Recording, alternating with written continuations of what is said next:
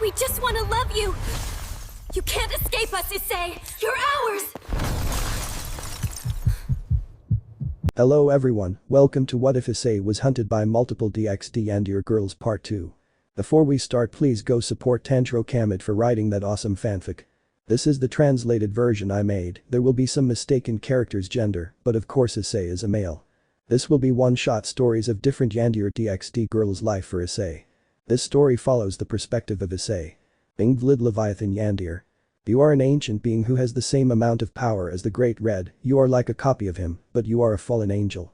One day you were invited to a meeting of the factions. She was there watching you. They told you that you have to take care of her until further notice. You live in a mansion in Kuo.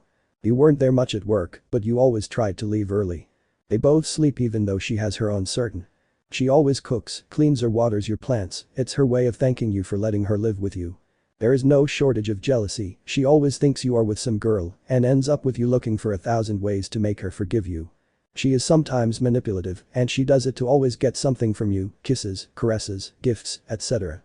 She always watches you at night. She has taken some photos of you. Always hide your clothes to smell them. I murder several girls, including your secretary and Sona. She watches you train a lot just to see your sweaty, muscular body, among many other things. It usually makes the famous puppy eyes just to get your approval on something. She and Kuroka argue a lot over your attention. She usually lets you stroke her hair, it's very soft. The other day he saw 3 girls flirting with you. He found them dead in an alley. The other day he put something in your food and the next day you woke up in the basement. He began to torture you. He used angel light to hurt you. He used the most powerful poisons, but at the same time they didn't kill you. He stuck all kinds of weapons in your arm slings. It was a year of constant torture and that at some point you would break, and if you ended up broken. 3 years after your breakup, you got married, bringing a girl into the world. Well, it wasn't that bad. You don't feel alone like that. Your son-in-law is also in the same situation because of the girl he went out to the mother. Yufufu Anada, just because you're the second most powerful being in the world doesn't mean you can challenge your wife. And? She's my bros, just admire her, she's perfect, not as much as Rias, but well, I have a question. Is it normal that the only thing I like about Boruto is Boruto, but his teenage version? And loving Naruto Baryon mode, why do I feel like I'm going to become gay again, first with Goku Blue and Ultra Instinct? Well, you tell me, am I okay or am I wrong? Because if I'm wrong, I'll call the psychologist right now. You are an ancient being who has the same amount of power as the Great Red. You are like a copy of him, but you are a fallen angel. One day you were invited to a meeting of the factions. She was there watching you. They told you that you have to take care of her until further notice. You live in a mansion in Kuo. You weren't there much at work, but you always tried to leave early. They both sleep even though she has her own certain. She always cooks, cleans or waters your plants. It's her way of thanking you for letting her live with you. There is no shortage of jealousy. She always thinks you are with some girl and ends up with you looking for 1,000 ways to make her forgive you. She is sometimes manipulative and she does it to always get something from you, kisses, caresses, gifts, etc. She always watches you at night. She has taken some photos of you. Always hide your clothes to smell them. I murder several girls, including your secretary and Sona. She watches you train a lot just to see your sweaty, muscular body, among many other things. It usually makes the famous puppy eyes just to get your approval on something. She and Kuroka argue a lot over your attention. She usually lets you stroke her hair, it's very soft. The other day he saw 3 girls flirting with you. He found them dead in an alley. The other day he put something in your food and the next day you woke up in the basement.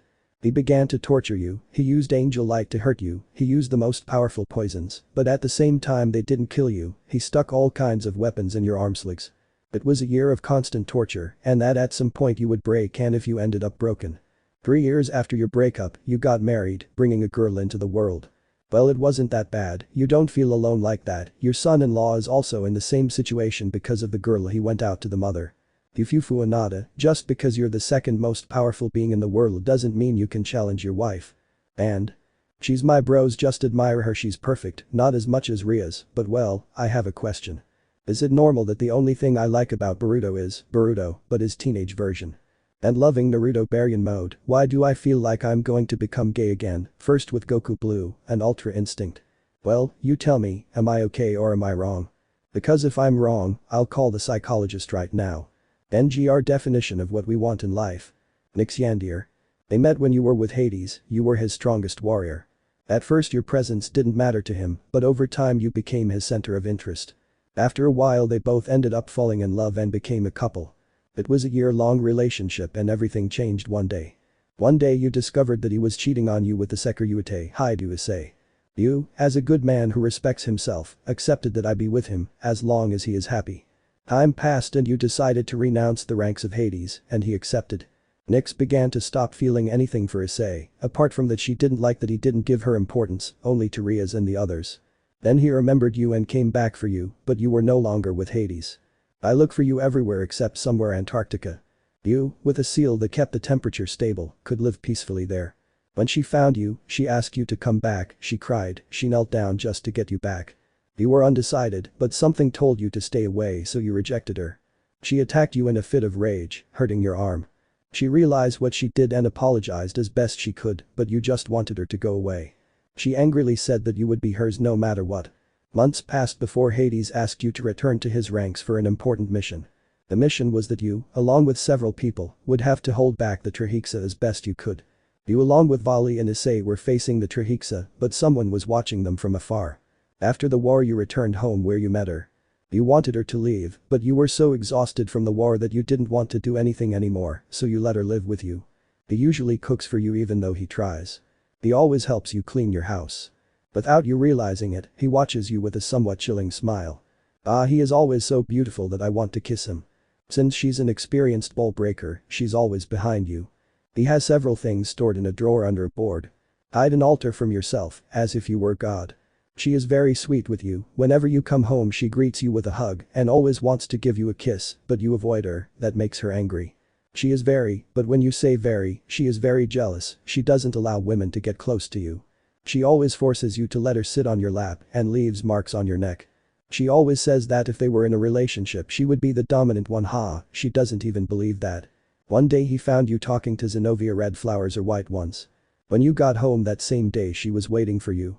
They ended up arguing, you told her that she wasn't your owner, that made her angry. I'll hit you all night until dawn, you look like a mummy. She just keeps an eye on you now, it was like that for the rest of their lives. You know my love, you belong somewhere and that place is by my side.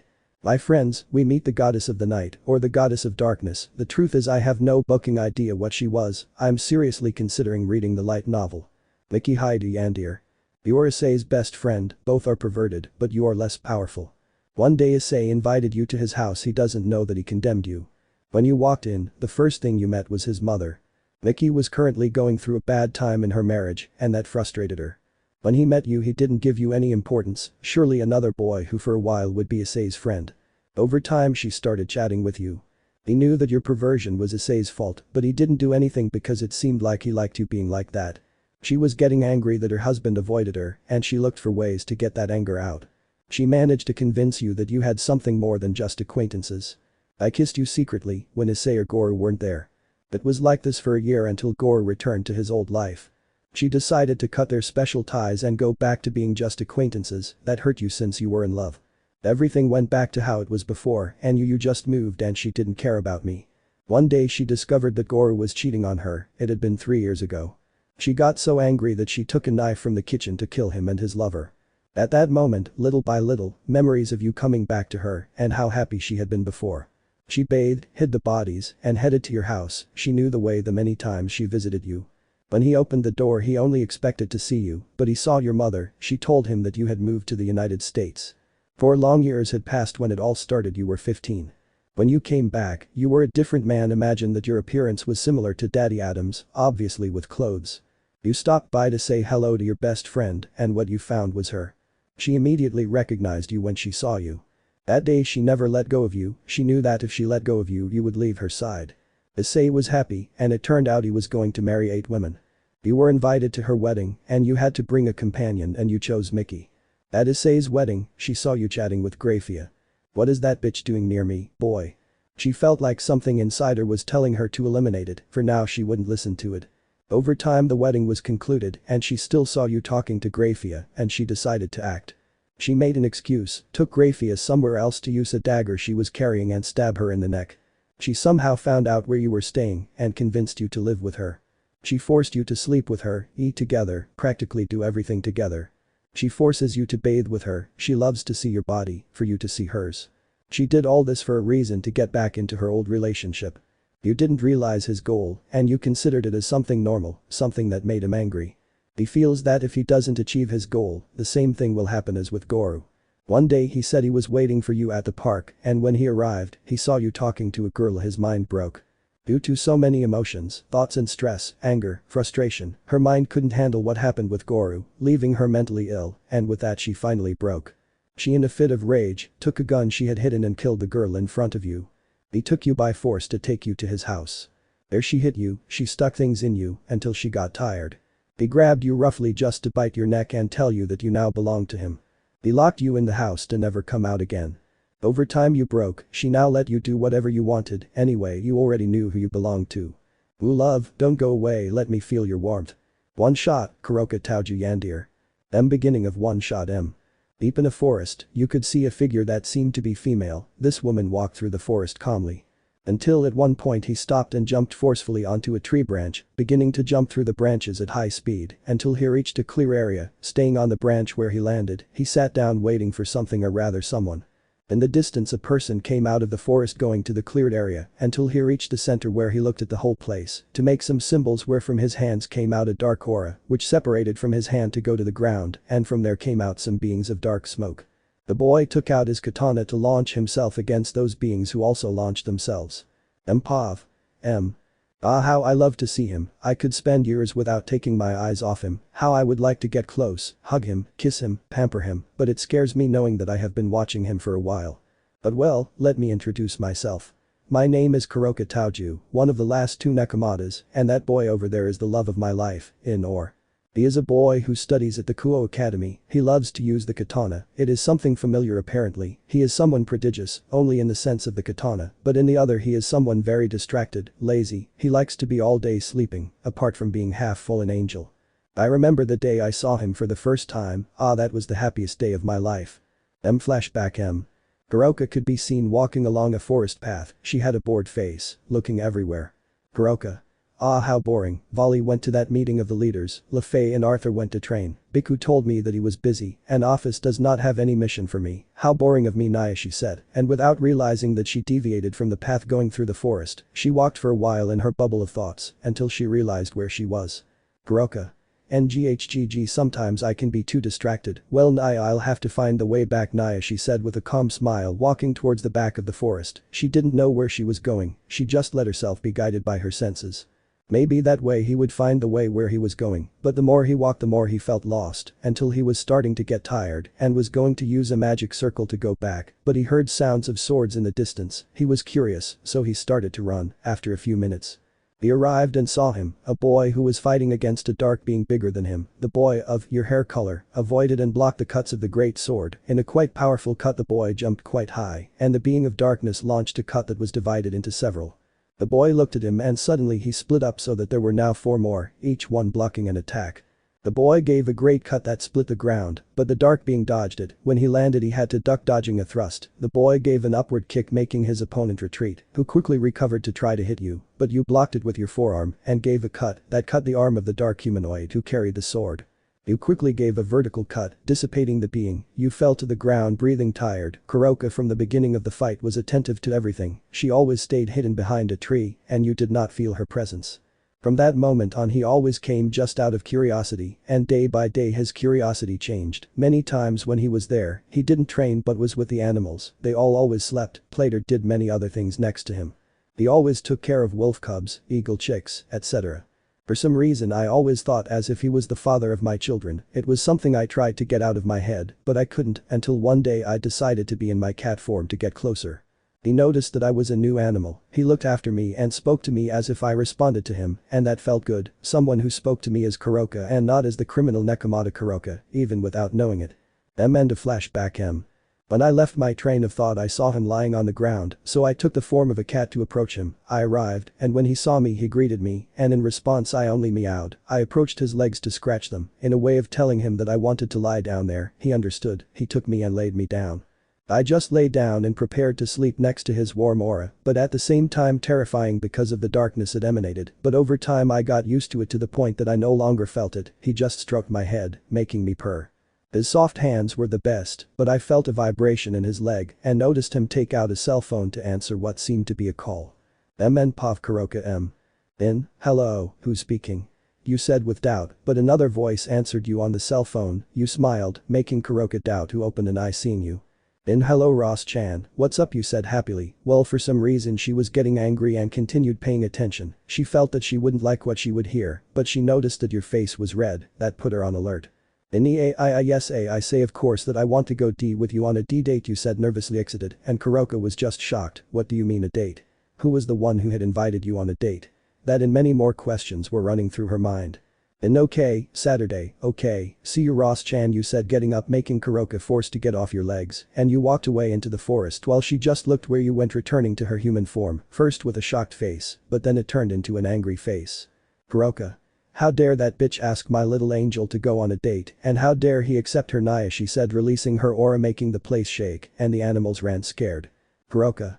I'll show him who it belongs to, and that he shouldn't make me angry, Naya, she said. Well, her eyes were covered by her hair as it moved by the wind caused by Kuroka. She raised her gaze, showing a smile. Time skip 3 days had passed in which you did not go to the forest to train, and only one day for Kuroka to go crazy for not feeling your presence and decided to look for you using Senjutsu to locate you, achieving it easily. She discovered that you live near Issei Hidu's house. You live alone with your kitten named Kira. She felt jealous, but she didn't give it importance because she arrived just at the moment when you were bathing. You felt someone's gaze on you. When you searched for the location where they saw you but nothing, you heard a small meow of pain, so you quickly grabbed a towel to go down and see your kitten apparently sleeping. Your kitten was black with yellow eyes just like Kuroka. And in those days you were at home, doing chores, arranging things, etc. When you decided to go back to train the forest, you saw that Kira had left. You thought that as a cat, it is common for them to leave and come back later. You thought that when you returned she would have already returned. When you arrived, the first thing you felt was a yakai presence. You turned around and saw Kuroka. Naya, it seems that finally, little Angel-kun noticed my presence. I'm so happy, Naya said, the Nekomata lying on the same branch as always when she sees you train. Who are you? You shouted nervously because of the aura she was releasing. You could feel the anger and jealousy that her aura gave off as it moved wildly and frantically. Everything her aura touched broke into pieces, but for some reason the branch didn't. Kuroka. Naya, that's how you talk to the kitten-chan, she said with a mischievous smile, making you realize who she was. You used to call that to the cat that comes to lie on your legs. I mean she. Seriously, you are her? Then why have I never felt your yakai energy? You said, sweating. She just jumped to fall in front of you, making you back up. She just laughed. You took out your katana, or well, that's what you tried since you noticed that she already had it, seeing how she unsheathed your katana. Kuroka.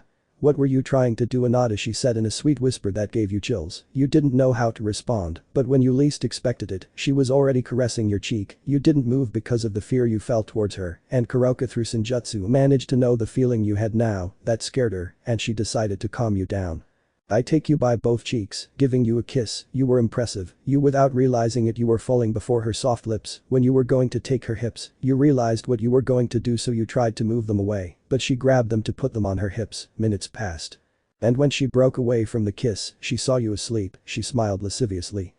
Time skip You woke up with a headache and for some strange reason pain in your hips and crotch. You didn't give it importance, but you realized something: you didn't have your underwear on. Besides, you didn't remember how you got here. You leaned on a pillow and Naya said, a feminine voice. You put on a face of when you turned around, you saw the same girl from yesterday sleeping peacefully, without worries. You gave a scream to fall to the ground, noticing that you did not have your upper part of your clothes. Kuroka. Naya, she said in a kind of yawn, stretching, then rubbed her fist over her eye, looking around, then seeing you, she got off the bed to crawl closer until she was in front of you. Kuroka. Hello Anata, how are you after sleeping so much last night? Naya, she said, holding your cheek. You tried to move away because of your nerves. She just laughed at your nervous face. What are you doing here?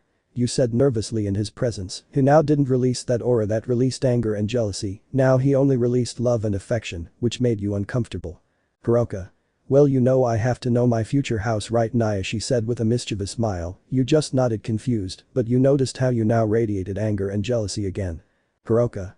You know it makes me angry to know that every woman who comes here knows you. Today a messenger arrived and told me that the package was for you and called you a lot as Yn-kun. Do you know why? She said, releasing a dark aura that made you tremble a lot. When you tried to get up, she took you by the neck to support you against the ground. I don't know why she called me Erg, you said, scared, but you received a blow to the stomach, making you drool from your mouth. She just looked at you with lifeless eyes. Kuroka. YN, my YN, I don't like lies, but I'll tell you something, and that is that from now on you only belong to me, you will be my husband, and you will help me restore my clan Naya she said with her dead eyes. You saw how a reflection of a being with red eyes looked at you from behind her. Later, another place. In an alley in Kuo, it was dark, but if we went deeper there, we could see the blood spilled on the walls floors, etc., until the end where two figures could be seen. One was on the ground, with several cuts, but the biggest one was one that went from her shoulder to her hip. The other person was just laughing like crazy. It was Kuroka, and the person on the ground was the wallet. Kuroka.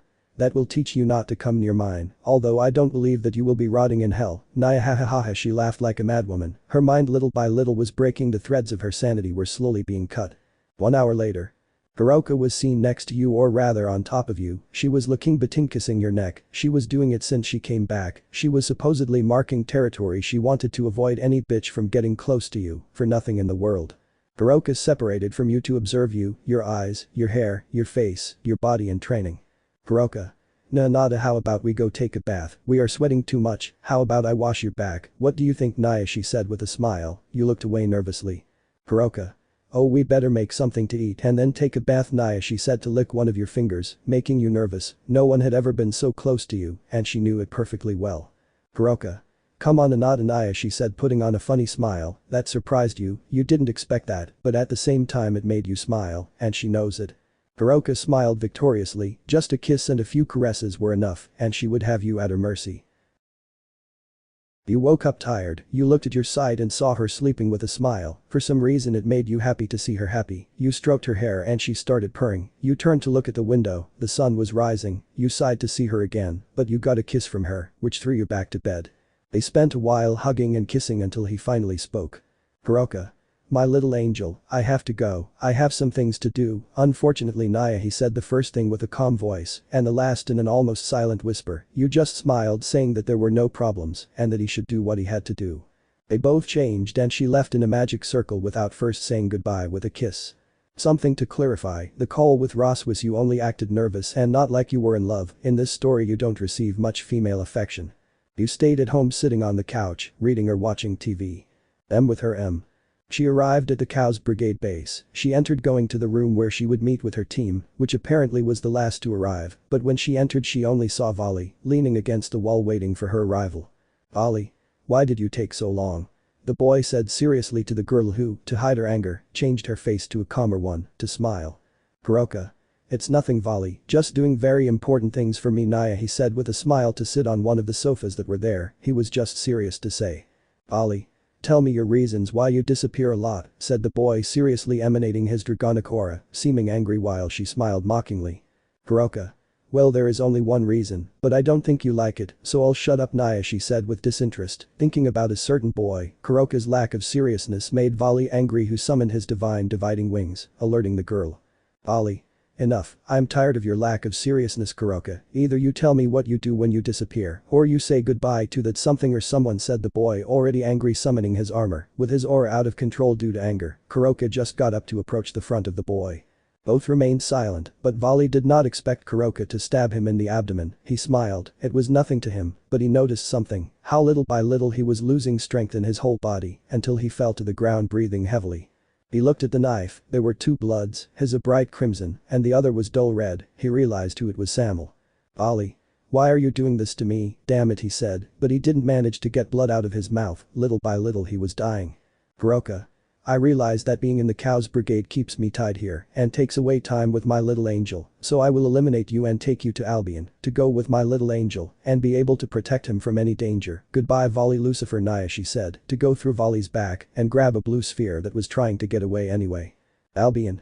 Get away you damn brat, I won't help you at all, not after what you did to my partner he said trying to resist, but Kuroka squeezed the sphere tightly with a dark smile. The next day.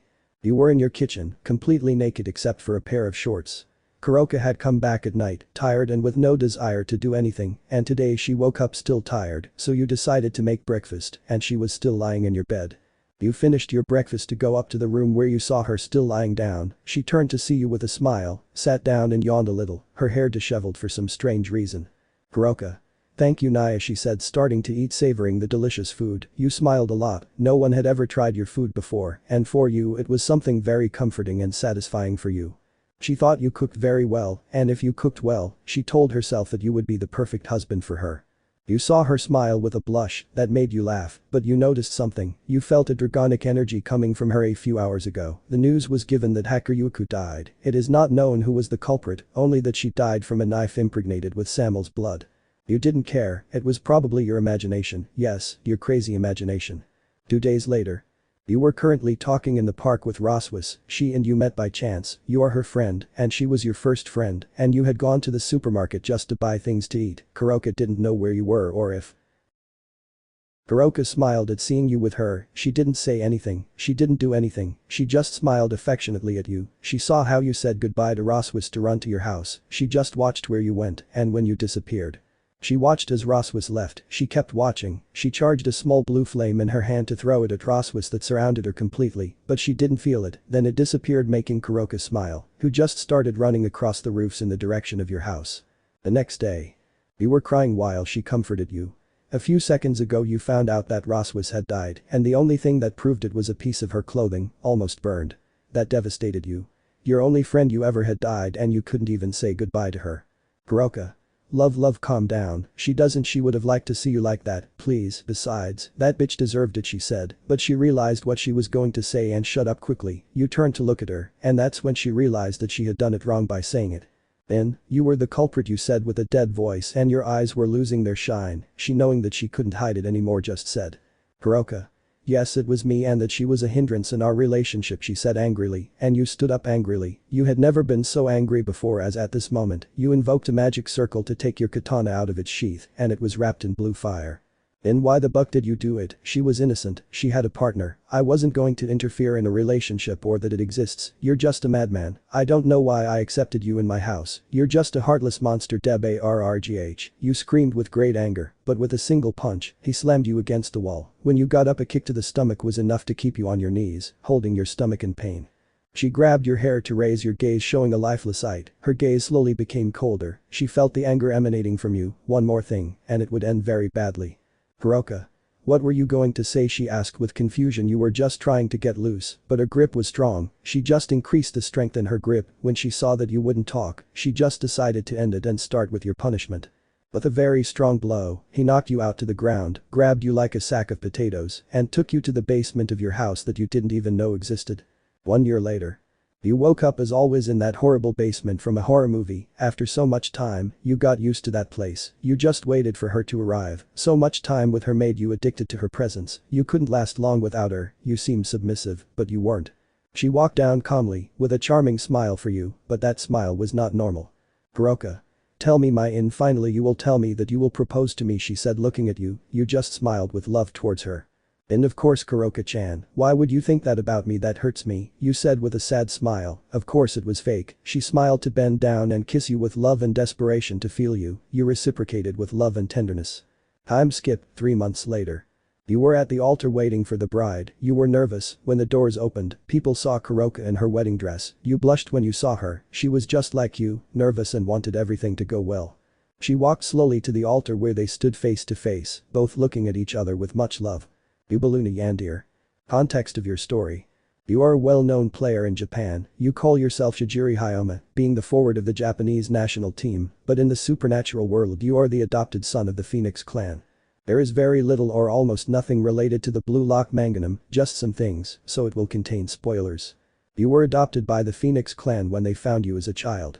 Spending time with your father made you arrogant as a child. You were a prodigy for football and magical things. When you found out that your big brother Razer got his first piece, you were so excited that you went to see him.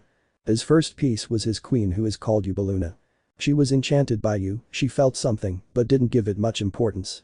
When you turned 15 you went to Kuo without first ending your relationship with her.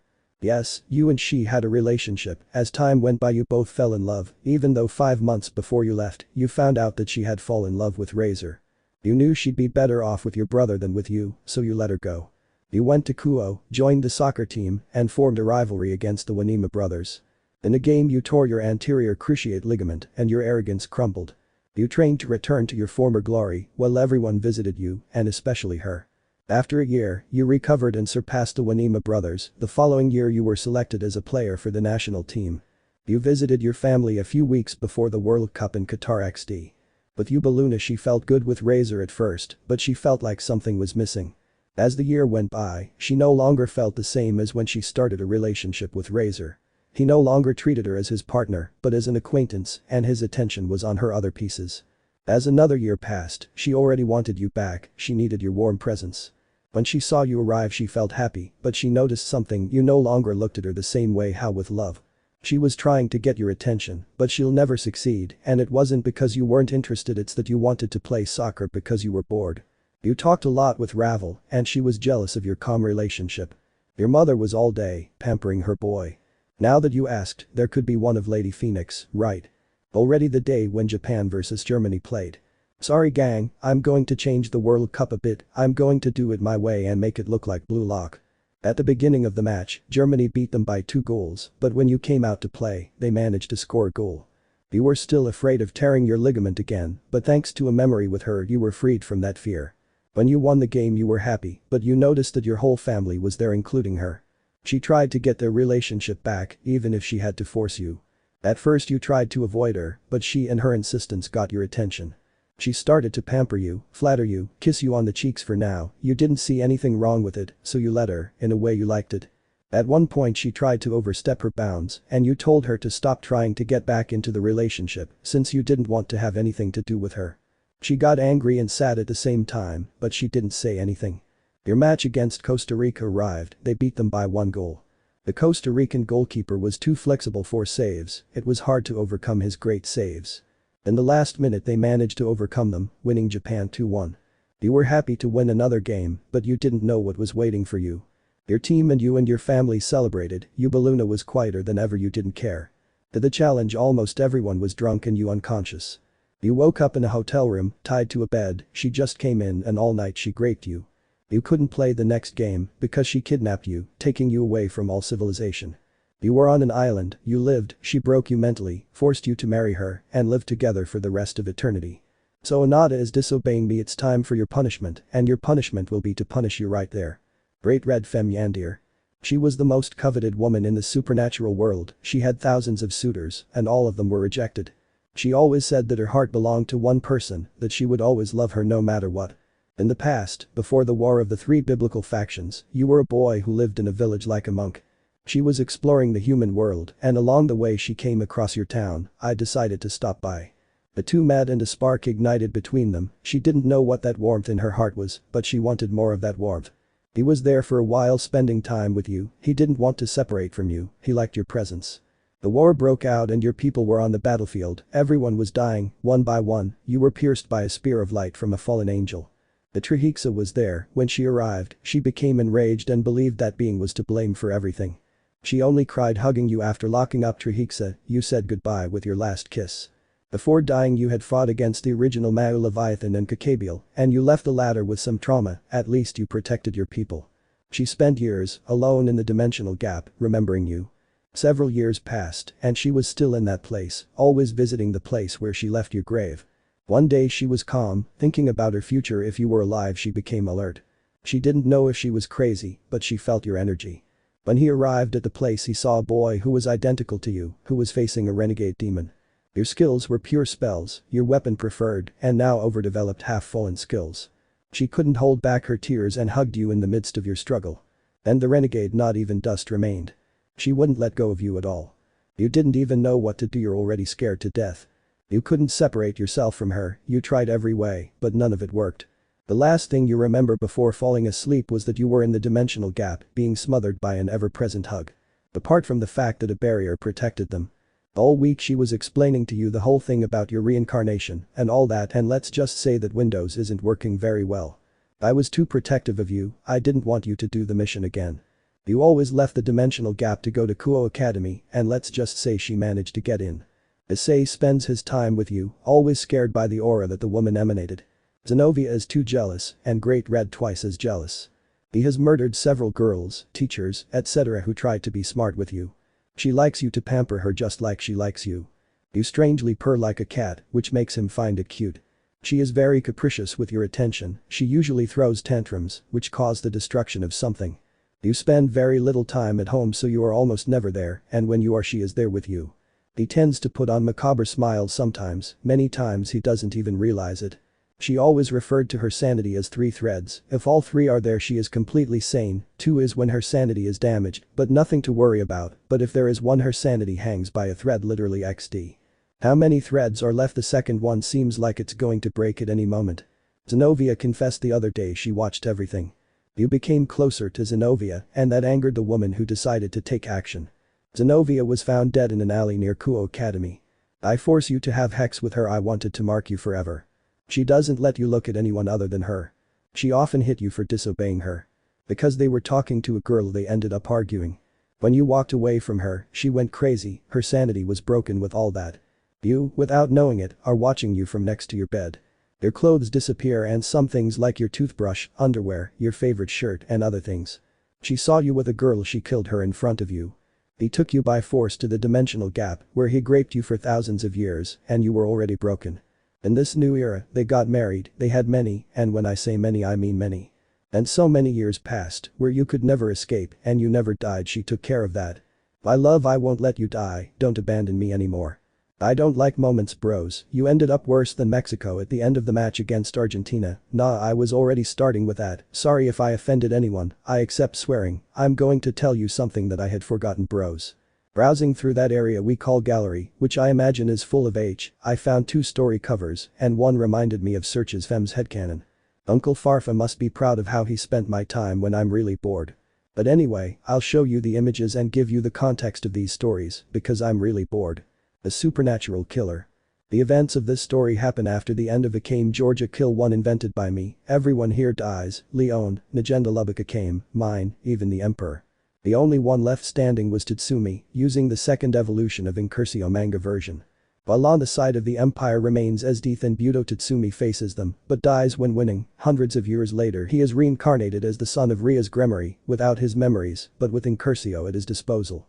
Everything in this story will be based on the manga and an Akame Georgia Kill without anyone dying, just villains.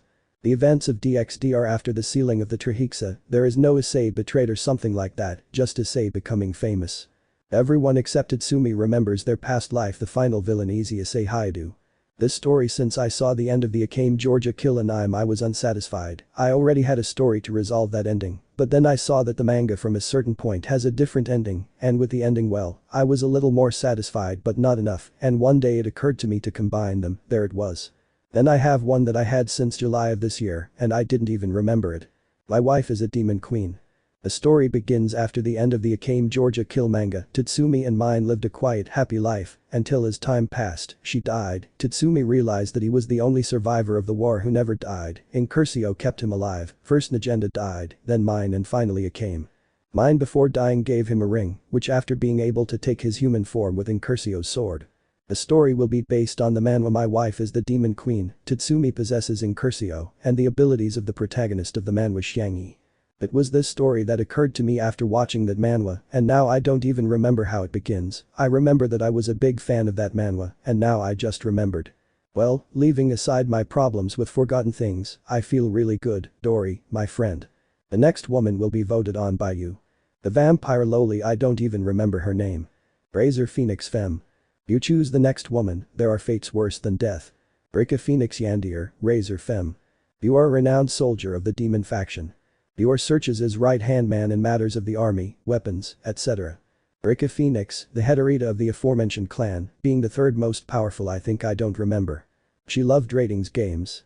They met on the day of the young demons meeting. You were in charge of surveillance. She was enchanted with you. For some reason she felt some attraction towards you. At that meeting, Rika's biggest rival showed up, Sona Citri. She couldn't stop looking with hatred at the girl who only focused on you. After that day he looked for 1,001 excuses to spend time with you. She challenged you to ratings games, but you always told her that you didn't have the ability to do it. They spent time and both considered themselves good friends. Well, you considered her, she wanted to be more. She was jealous with her pieces that got very close to you. One day you were given a mission to go to an area to fight against part of the Cow's Brigade army. She didn't take it well. That mission lasted more than 2 months. She was going crazy without your presence. The only thing that calmed her was a jacket of yours that she stole. When you came back, she was the first to greet you. She wanted all your attention. She said she deserved it more than anyone. She was already your future wife. When a week passed, she saw you with Sona. I don't know, she took it very well. Why he's with her? He got quite angry that he was arguing with Sona and it didn't end very well. She kept an eye on you, in her words, it was to see if you were unfaithful to her. He forced his pieces to watch you at all times. Time passed and one day he found out why you and Sona got along so well. She was your ex for a few years. He argued with you about why you didn't tell him. You tried to stay calm, she just yelled at you for being unfaithful to her. She managed to convince her parents to have an arranged marriage with you. The council accepted, the next generation of demons would be powerful. You were angry with her. One day when you returned from a mission, she was devouring you with her eyes, you were sweaty, your clothes were torn. He usually forces his way into your room to sleep with you under the excuse, you two should get used to sleeping together. They always go out on dates, even though they force you to go. He usually catches you off guard to kiss you. Uses her charms to make you fall in love. He loves to bathe with you. At every meeting you go and run to what's said, property of Razer Phoenix. As the year passed, the day of her wedding arrived, at that time you had fallen in love with her when in reality she broke you mentally. Both lived, one happy and the other mentally broken by so many grapes, tortures and attempts at mind control. The Phoenix lineage must endure and you will help me Anada. Trihexa fem Yandere. Context of your story. You are a boy with a power called by you deterioration and another capable of stealing the abilities of others called all for one. Your appearance. She was in a seal for years watching everything that happened outside until one day she saw you. You were in a training match with the Sekiryuutei and hacker Yuku. The next panel will sum it all up. Beku Issei Bakugo Vali. She was enchanted with you, she wanted to know more about you. Seeing you was all I did all the time, it wasn't like I could do anything. She was attentive to every detail of you, she wanted to know everything about you. I did those women's things when I saw you naked. She knew that your father didn't appreciate you very much and you were attached to your mother and sister. One day she felt like she was being sucked by something when she realized she was already out of the seal. Brizavim tried to make her attack and she attacked with a hug towards you. You were amused by the situation, you had never imagined this moment before. She kidnapped you, took you away from the fight zone. He pampered you a lot, he was gentle with you. You didn't say anything, it was the first time a woman gave you this kind of affection. While everyone was looking for you, you were lying next to her in a hug. She likes you to feed her and she likes you. One day a girl arrived at a mountain where they were asking for directions, she got angry when she saw you talking to her. I killed the girl in front of you, she expected you to get scared, but she was surprised to see you calm, even you smiled. One day the supernaturals found them, you out of anger destroyed the entire mountain, leaving only you and her. You couldn't stop apologizing for the mess you made and she just congratulated you for it. You just protected her for anything, you don't like seeing her with someone else. You stood up to searches, to protect her. He usually gives you kisses to try to help you sleep. He usually sees you sleeping, always with a macabre smile. After facing Big Red and luckily winning, you did a dance very cool. Jealousy, there is no shortage, but it is always there when a girl is with you. You usually sleep on her thighs, she caresses your head. You are Sererg's friend, so he asks you to train a lot. Brafia is like a mother to you, so you always test her. He always helps you with your wounds. Brizavim looks for her, so they are never in one place for a long time. She killed your parents, and your sister she had died from a robbery at a store. You were mentally broken, so I always took advantage of. She usually kills any woman who has anything to do with you. You love taking a bath with her after she kills a girl. You are very dependent on her, you always spend time by her side. Brizavim, upon finding them, provoked a war. Seeing you completely hurt from facing Cao, she exploded with anger. I don't know who you are, but I'll kill you for hurting him. I kill everyone without exception. I won't let you get out of bed for a whole month. One day she saw how you killed a boy for talking about her, you completely disintegrated him. Over time they both fell completely in love and became boyfriend and girlfriend. She was afraid that something would happen to you, so they made a peace deal with the factions. They had their own territory to live in. Over time, both of you got married and you, for the first time in a long time, felt several emotions at the same time. Hate, anger, contempt. The beetle love calm down, I'm here, I'll always be there for you. Den Valdi Yandere, Gasper 5. When she joined, she met you, being the queen of Rias Gremory. Yes people, we are a Keno male version, but we don't have to look like her. He likes spending time with you, even though he's afraid of hurting you because of his sacred gear. Over time, she became more afraid of her abilities, so Rias and I locked her in a room. Being without you for so long drove her crazy, she became dependent on you. You felt bad for her. For a while she was locked up while you, at Kuo Academy. At that time Isari, Asia and Xenovia joined. One day Rias decided to free her. When she opened the door she got scared, but when she saw you she just hugged you. She didn't want to leave you, she was afraid that you would leave her. Isay was jealous of her. Rias decided that she will live with you, unfortunately for her. Rias. I followed you everywhere, even if you didn't want to. Since there were no more beds, she was forced to sleep with you, even though you wanted to sleep on the sofa chair, whatever the hell they call it in your country. At the academy he usually gets very angry about having to go to classrooms. It's kind of crazy, like drinking your blood at night. He usually helps you in everything he could. You're always with Rias, so she gets very jealous. You're a bit of a masochist, so sometimes when she makes a mistake, you just electrocute her and she enjoys it. You don't realize it, but he always watches you bathe. She lets you sleep on her thighs. You always help her control her sacred gear. It's easy to manipulate, or that's what he wants you to believe.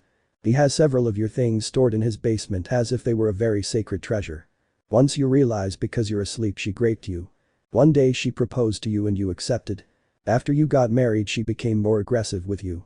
She treats you more like an object and not like her husband. She is so overprotective of you that you can't even have friends anymore. It was like this for years until one day you died in a battle. She couldn't bear the pain and committed suicide. That's how it was thousands of years ago, where both of them met again, you without knowing who she was and she remembering you. And in all their lives they met again and it ended almost the same, your death and her killing herself. No matter the time, no matter the place, what matters is that we will always be together. Anada. Lament Karnstein Yandere. Background of your story. You are a boy with a sacred gear, Longinus armor, they call you the creature hunter, you are good at catching and taming creatures of all kinds. First of all, I don't remember anything about the Elemental story, I only remember that she was looking for Gasper for the war against the Teeps faction, I think. Everyone admires you, you are a very important member of the alliance between the factions. You were there when she introduced herself to everyone attached to Issei. You fell in love with her, she was the only woman you had ever fallen in love with. For a while you tried to make her fall in love with you, well she only saw you as a friend. No man, how sad. She always avoided you and you saw her with Issei. One day you decided to give your last attempt by confessing. She rejected you in the least painful way possible. At that moment you gave up, you weren't going to force someone who doesn't love you to love you, otherwise it wouldn't be love anymore, something that many people don't understand. For a while you distanced yourself from everyone because of the pain of the free ensign. The one who helped you overcome that pain was your best friend, a domestic creature called Shirafukuro Snow Owl.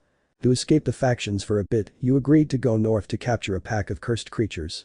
That is, creatures that died with negative feelings, that revives them until they are cold-sealed or feel a warm feeling, all smoked by me. You were there for about 5 months. While she was going crazy. At first when she was with Issei she was happy, but over time she realized something, she stopped feeling happy. One day when she was alone at the Highschool residence she reflected until she realized something, what she felt for Issei was not love or anything like that, it was just affection of friends. She realized that it felt nice to be with you, she was herself, she had attention, love and she felt safe. She realized that she pushed away the only person she ever fell in love with, but she tried not to feel that way. She asked for you, but when they told her you weren't there she became desperate. For a while he didn't even know anything about you, until the news broke that you faced the leader of the pack of cursed creatures, but came out victorious and damaged. When the doctor returned, he prohibited entry to your room because of your condition, which made her angry. When you saw her, you became sad while she promised to take care of you. She brought you food made by her, pampered you, hugged you or gave you kisses, the closest ones to your lips were a few inches from your lips. You accepted everything, you still had feelings for her. She is jealous of your friend, since she had been worried but could not get close, since the owl hated her. She took care of all the expenses, she wanted you not to worry. In your month of recovery, you didn't know how to thank him. She got angry because in those days several admirers came to visit you and see how you were, she got very angry. Why does he speak so calmly with them, he's mine. After that she acts very aggressive with anyone. After you left, she asked you, she didn't order you to live with her. You feel uncomfortable knowing that she is with you, you already seem to have no privacy. He loves to see you at all times but more at night while you sleep. He has murdered several girls who came to your house, among them Akeno. It follows you only for your safety. He forced you to be his partner, he sucked your blood and too much. One day he read about the first cursed creature that was capable of giving you everything you wanted in exchange for something he knows its location. She offered a right eye in exchange for a lot of power, it would take Great Red to stop her.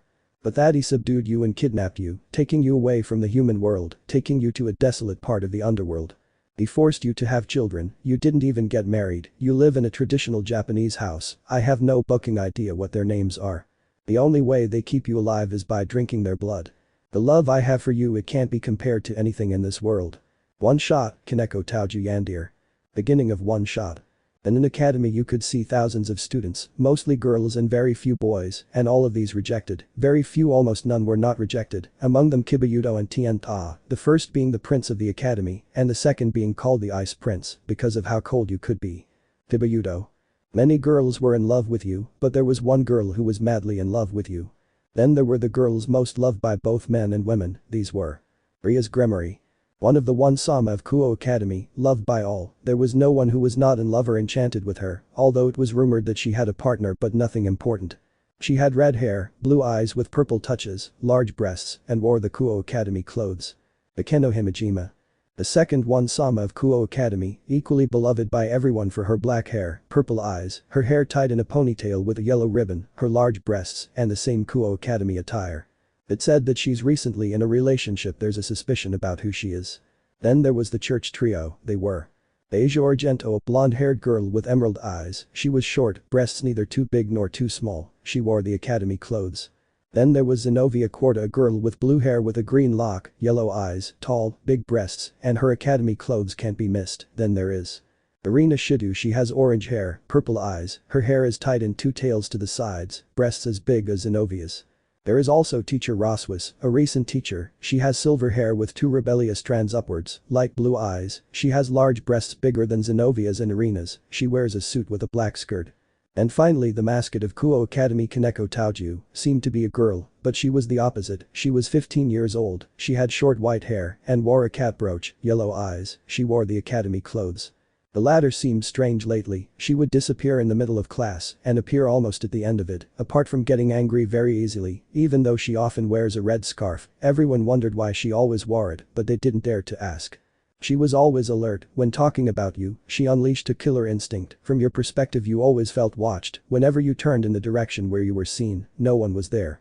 But let's not focus on everyday things, let's look at the present of your life. Currently, Kuo Academy. You were on a bench, more precisely on the roof of the academy, reading a more specific book, a manhwa called Solo Leveling. You were so calm until you heard the door to the roof open, seeing a boy with silver and red hair, short, red and blue eyes, and a white scarf.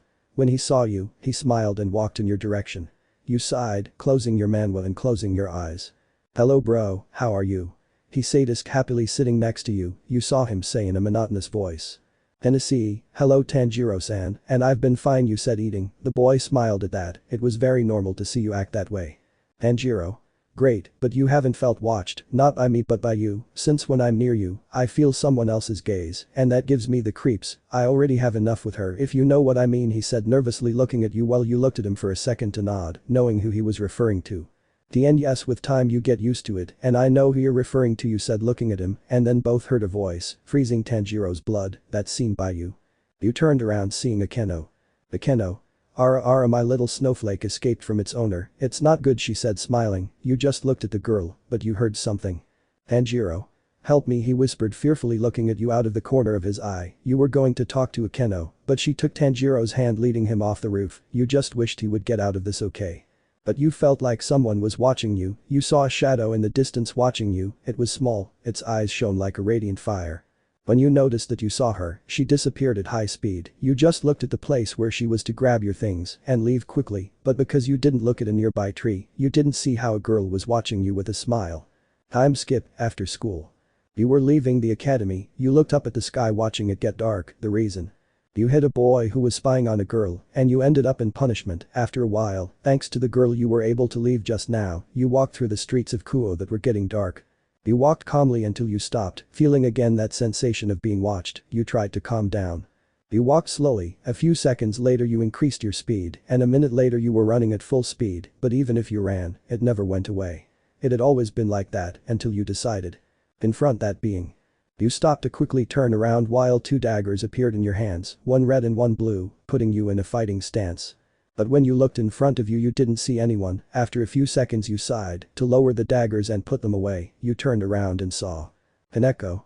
"Hello Tienne-senpai," she said with her monotonous look, but with a blush on her cheeks, you jumped in fright, but knowing it was her you relaxed. "Tienne, hello Kaneko-chan, sorry for that reaction, I got scared," you said embarrassed by your attitude, she relaxed and smiled happily. Tienne, what are you doing here Kaneko-chan? I thought you were in your club you said confused looking at her, she just smiled to walk by your side. Kaneko. Well they let me go earlier she said with boredom without looking at you, and you just felt strange about that, but you didn't pay attention to her, to move on, but you didn't see her smile something strange, while her eyes shone intensely. Time skip, the next day.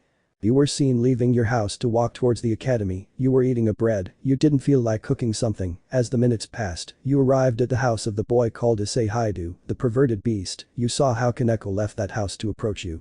Kaneko. Hello Tienne-senpai she said calmly walking next to you, you just returned the greeting to remain in a comfortable silence, somehow you two understand each other. You felt someone pulling at your clothes, when you turned around you saw Kaneko bringing a piece of chocolate. Kaneko. This, does why senpai wanted? She asked timidly, you just smiled when you saw her act like that, you were one of the very few to see her act like that, you took it to take a bite. Tennessee, thanks Kaneko-chan you said happily while you ate and you moved towards Kuo Academy while she smiled at you eating. Kaneko. Senpai, do you want to come with me to eat later? She asked blushing, looking away. You just gently caressed her. Tienne, of course Kaneko-chan you said with emotion and she only got happier, it took them a few minutes to arrive until being in front, each one said goodbye to go their own way. Time skip, recess. You were sitting on the grass, eating the bento that a girl had given you Kaneko was sitting next to you, angry and you didn't understand. That guy turned out to be a tremendous idiot. You were surprised, you never see her act like that, so you decided to ask. Tienne Kaneko-chan what's wrong you asked confused while she just looked the other way still angry, you stayed thinking until you saw a lollipop, or whatever the hell it was called, you grabbed it to get her attention. Tienne Kaneko-chan look what I have you said shaking the lollipop, she only looked at it out of the corner of her eye, she tried not to fall into temptation, but she couldn't resist any longer to try to catch the candy, but you moved it to say. Tienne, tell me what's wrong and I'll give it to you said happily, she just looked at you to say. Kaneko. I'm mad at senpai for accepting things from other girls she said angrily to grab the lollipop and sit on your legs, she just licked the lollipop, without you noticing, she dug her nails, at the moment you moaned in pain. Kaneko. I don't like that senpai is with more girls and more girls who have big breasts she said, still licking her lollipop, but the girl only noticed the laughter you gave. Tienne seriously, that's why you're angry Kaneko-chan, that's nothing you said laughing, she was surprised, but then she became serious, you just kept laughing. You were still laughing when suddenly you received a blow to the stomach from her, you just spat saliva, while she got up angrily. Kaneko. Idiot senpai she said leaving angrily, you just kept laughing even with pain, you saw her leave. Tienne, haha this gives me memories you said in pain holding your stomach in pain. Flashback. A rainy afternoon is seen in Kuo, people were taking shelter from the water, children were returning from studying, adults were returning from work or closing their businesses, but let's focus on one house of many and this one you could see two figures. Inside the house. The boy was drying his head with a towel when he took off that towel it was shown to Tienne who sighed with annoyance and turned to see the other person being none other than Kaneko who was drying herself with another towel. Tienne well Kaneko-chan you will have to wait here until the rain stops at least for a while you said calmly looking at the window where the rain was falling and it didn't seem to stop, she just stared into space thinking about what you said. Tienne, well preparing something to eat you said thoughtfully why prepare something to eat now, you didn't know what to do until Kaneko spoke. Kaneko. Why senpai has something to lend me, I have all my clothes wet she said looking at herself you just thought to tell her. Tienne, if you want I have a shirt, I'll go get it now you said lazily going up the stairs, going to your room after several minutes you came down with a white shirt on her and she went to the bathroom where you pointed out to her. When you left you saw her and you thought it was cute to see her wearing a shirt that was a bit too big for her. Several minutes later you already had thought about what to do so you made the food and then both of you saw that the rain wouldn't go away yet. Tienne, Kaneko-chan why don't you stay and sleep in my bed and I sleep on the couch you said looking at her, she was embarrassed to tell you nervously. Kaneko. See senpai why don't we sleep together it's your bed and I would feel bad seeing you sleeping on the couch she said shyly looking away while you blushed and thought for a moment. Tienne okay Kaneko-chan, let's go to sleep, you said nervously going up the stairs next to them, several minutes later you are seen coming out of the shower wearing shorts, when you entered your room, you saw that the nightstand had its lights on noticing Kaneko lying down watching you biting one of your pillows while her features were exposed. Kaneko. Senpai it doesn't matter if I have my features out she said timidly while continuing to bite the pillow tightly, you just sweated cold when you saw her and nodded, you've known for several months that Kaneko is a nekomata, but you only knew that, you didn't know if there are more like Kaneko or there is something worse than that. Already finishing everything you had to do you lay down next to her, for a moment she noticed your tense body she just looked at you while you just looked somewhere else nervously. Kaneko. Something's wrong Tienne-senpai, she asked, looking at you with a calm expression. You just got nervous but decided to talk. Hennessy and nothing Kaneko-chan, it's just the tiredness of studying, you said, sighing. Well, she just stares at you without being convinced of your words, so she decided something. It began to move until you noticed two hands resting on you and slowly moving, causing you to turn around. When you realized it, you were hugged by Kaneko. Kaneko? Come on senpai, tell me everything, and I won't accept a no, she said with a calm smile. You just looked at her to tell her. Hennessy, well, it's been a while since I felt I don't know alone, without Odo-san or Oka-san. The house is lonely and lifeless, you said sadly with your eyes closed. She just caressed you softly while you just enjoyed. Kaneko? You know I'm here senpai and I always will be, when you need me just call me. You'll always have me to keep any bitch away from you, she said, thought looking at you, while she noticed how little by little you were falling asleep, until one moment you were already asleep. She just smiled to settle down and finally sleep next to her senpai. The next day, still flashback. In the bed you could see a boy sleeping peacefully until the sun began to hit his face. There he began to wake up. The first thing he did was yawn, to stretch his arms making them crackle. When the sheets fell she showed herself to you. You looked to your sides noticing that Kaneko wasn't there. You worried about it and started looking in all directions until you heard the door open. It was Kaneko with a tray with nothing but desserts. That confused you, but at the same time you liked seeing that, but you realized something. Buy chocolates and stuff instead of something else for breakfast. You looked at her with a drop of sweat. She just got confused but came closer. Kaneko. Hello senpai, she said happily and smiling while you just looked at her to smile. Hennessy, hello Kaneko-chan, you said looking at her while she grabbed a chocolate. You looked at the sweets and didn't say anything to start eating. Later. You can be seen walking through the streets of Kuo, not looking around, wondering why Kaneko left when you mentioned that two girls were approaching you a lot lately and she didn't say anything, just asked how they looked and then left. But you shouldn't have worried, or should you? With Kaneko. An abandoned house could be seen almost on the outskirts of Kuo. It had broken doors. It was evident that someone had smashed it. Inside everything was dark and very chilling laughter could be heard. Inside I could see two bodies, both with holes all over their bodies, as if someone had beaten them to death, while a few centimeters away was a person standing. He was short, blood was running down his body, but it wasn't his own, but of the dead. It was Kaneko laughing at her two victims. She looked at her bloody hair in a mirror, she grabbed her head and kept laughing. Kaneko. Nyahaha, did you really think I would let them get close to what's mine? Nyahaha, they will never take what belongs to me by right, she screamed while laughing in the darkness of the house. Those two girls were never seen again. End of flashback. We see our protagonist lying in his bed. The reason: laziness. He didn't feel like going apart because he couldn't miss a single day. He had the highest grade in his class. It didn't matter much, so we say, so you decided today not to go to the academy. Ha ha ha, valist mothers. Later. You heard someone knocking on the door and with great effort you got up from the sofa chair and walked to the door. When you were in front of it, something told you not to open it, but you ignored that to open it. The first thing you got was a blow to the abdomen that pushed you back, and when you fell to the ground, you spat out blood from the strong blow. You looked up and saw none other than Kaneko, who was giving off an aura of death that made you tremble. She approached slowly while you crawled backwards trying to get away. But it was too late. She grabbed you by the neck of your shirt, making you approach her. She looked at you with a dark and lifeless look that scared you more. You tried with one of your hands to summon one of your daggers, but she grabbed your wrist. That made you unable to do anything, since your other hand was stepped on by her. Kaneko. Senpai, tell me why you didn't go to the academy. You know that I was bored alone, apart from the fact that I prepared a bento for you with great effort, she said with an angry voice looking into your eyes. You just stammered trying to find an answer. Issei, Kaneko wasn't why you said, but you shut up when you saw her angry face, but the second after that you got a blow to the ribs that made you spit saliva and blood. You saw how Kaneko was going to hit you again, but before you could say anything she hit you back making you bleed a little. You looked at her in fear, she just smiled. Later, night. You were currently lying on your bed, asleep, while on the edge of the bed was Kaneko sitting staring at you. Your body was now fine, apparently she had just finished healing you, you had several broken bones. This worried her a lot, so she stopped hitting you to heal you as much as she could, and you had fallen asleep. She brought her hand up to your cheek to caress it. She spent seconds where she spoke. Kaneko. Tienne-senpai, sorry for acting like this, it's just that I worried too much about you, and you never told me anything about you being gone, so you would have been gone too, and I could be with you, she said in a quiet whisper looking at your face. Your body trembled for a moment. Kaneko.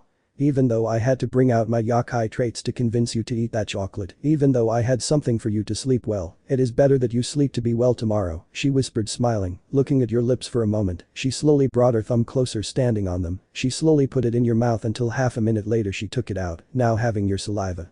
I look at her and then put my thumb in her mouth tasting until I take it out with a smile of lust and hearts in her eyes. She's alone, I look at you darkly to talk. Kaneko. Soon you and I will be together for eternity, just wait for it, senpai whisper, giving off extreme madness. The next day. You can see how the first classes had finished and it was time for recess. You were about to leave, but your teacher calls you to tell you. Professor. Young Tienne, I need to talk to you, he said seriously. You look to think. Issei, if it's something about why my grades are so bad or why I was absent yesterday, I swear I'm capable of course, Professor, you said, sitting in front of him. Outside. Kaneko is seen looking for you. She was angry for not seeing you until she reached the door of your classroom. When she saw you she smiled, but she stopped smiling when she saw how the teacher was scolding you. That made her angry, but she decided to wait for it to finish. 10 minutes later you came out with your head down and sad, but when you saw the white-haired girl you tried to fake a smile. Issei, Kaneko-chan, I didn't know you were here, you were waiting for me, right? You said nervously to notice her dead look. Kaneko. Go away, I'll take care of this, she said in a dead voice, closing the door. You left out of fear. When you walked through the halls of the academy a girl approached you and she spoke first. Erlar, random. Why senpai, can I talk to you now? Just a second, she said nervously, because of your serious look, you just thought to nod and follow her to the roof of the academy. With Kaneko. She walked all bloody without being seen by anyone. She only had one goal in mind, find you. She carried a broken knife in her hands. She was following your smell and essence to the roof. When she arrived she heard a girl, so she became alert to look out and watch carefully. Erlar. Senpai, I've wanted to tell you this for a long time, and I want you to answer me please, she said timidly. Well, you just looked at her attentively without knowing what was happening. Kaneko knew what was going to happen, but knowing if her senpai was faithful to her and not to any bitch. Erlar. Since the beginning of the year I always felt something for you, and well, every day that feeling grew, with every action, word, expression, everything was something that drove that feeling unknown to me to grow, until one day I discovered what I felt. I know we have almost never lived together, only twice, the first time you saved me from being assaulted, and the other was very recently, when a boy was spying on me, and you hit him. The only thing I want to tell you is that I loved you, she shouted, the last thing to jump in to kiss you. That surprised you that you couldn't do something, but someone got very angry. She noticed something, little by little you reciprocated until you kissed her with love. Seconds later everything went dark for you and you woke up, who knows how long after. Later. You are seen waking up with difficulty and pain in your head, and you saw pure darkness, only to hear a female scream after eternal seconds that scared you to look for something in that whole room, until you heard footsteps while you heard drops of something falling, until you saw a wall with blood was written. Do you love me? Yes. And Kaneko was seen with a bloody knife and the dead girl's head dripping with blood and Kaneko's clothes bleeding while wearing a dark smile. Kaneko. Senpai, you're finally awake. I was worried about the blow I gave you. For a moment I thought I had killed you, she said smiling, letting go of your head to approach and hug you affectionately. Well, you looked at your head in shock, even though she noticed it. Kaneko. What's wrong, senpai, are you sad about his death? She said with an angry voice, looking at you. You just looked at her to say. Issei, QQ, who are you asked, stuttering, looking scared. That confused her to say. Kaneko. Who am I? I am your dear future wife, Kaneko Taoju, she said smiling but in an innocent way. You just shed tears and screamed. Issei, you are not Kaneko-chan. She wouldn't murder someone, she would just eat sweets and sit on my lap to fall asleep like every day. You screamed with fear and sadness. She just smiled to tell you with a sweet and calm voice. Kaneko. Of course I am, it's just that as a Nekomata I only protect what belongs to me. I can't let my future husband and father of my children leave me for any home-wrecking cat. Besides, I can still do all that, only now in a more intimate way, she said flirtatiously. You just looked away with teary eyes to tell her with anger. Issei, I will never marry you. You murdered an innocent person. I will never be with someone like that, never ever, even if you were my friend. Besides, I thought you liked to say hi, do you said intrigued angry. She just stayed quiet to say. Kaneko. I don't like perverted people. A party doesn't exist to say hi to, she said lifelessly, pointing at something in the darkness, which was in a puddle blood. It was Issei Haidu's head. That shocked you a lot to know and see that. Issei, how is this possible? You said, scared, looking at her. Well, she smiled to say with a finger on her chin. Kaneko. Well, with the help of Akeno-senpai we got rid of him. He knew too much about our plans, she said unimportantly. You looked at her with fear to ask. Issei, what plans? You said nervously to make her smile and say madly. Kaneko. To catch them, and before you asked, Tanjiro-senpai was Akeno-senpai's partner and she wanted to prevent him from being taken away from her, so we planned this together, but now I will go my own way with you, and I will start by breaking you mentally, she said with a crazy smile. You were there for a year receiving blows and many blows apart from being abused in various ways, causing you to slowly break mentally until you broke completely. A year and a half. The day was a special day. Today you would marry Kaneko Taoju, your captor, and now very soon wife for eternity. You were at the altar looking at everything with happiness until you heard the door open, seeing her making you blush. You smiled with happiness and love when she came in front of you, you told her. Then Issei, ready my love, you said with love, so that she would answer you. Kaneko. Ready Anada, she said happily. Both turned to look at the father. Time skip. The couple is seen preparing food together with a smile. They were Tienne and Taoju Kaneko, both with number of children. They lived in Kyoto in their own mansion and territory. They were visited by the yokai leader and her daughter, Yasaka and Kunu, the Nekomata, felt so much confidence in both of them that they let them approach you, but things that happened in the house is that if you did not pay attention to her. He hit you and you liked it, that's why you didn't pay much attention to him, so to speak, because he hit you all the time, but now you were preparing food and bentos for your children and going to their academy.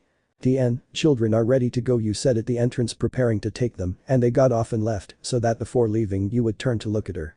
Then Issei, see you in a while, honey, you said with a smile, and she imitated your action. Kaneko. Of course Anada, but something, if I find out that you are with any bitch, I will go to punish you myself, so come directly here, yes, she said with a dead look to make you smile and give her a kiss and go with your children. How Fem Yandere. Background of your story.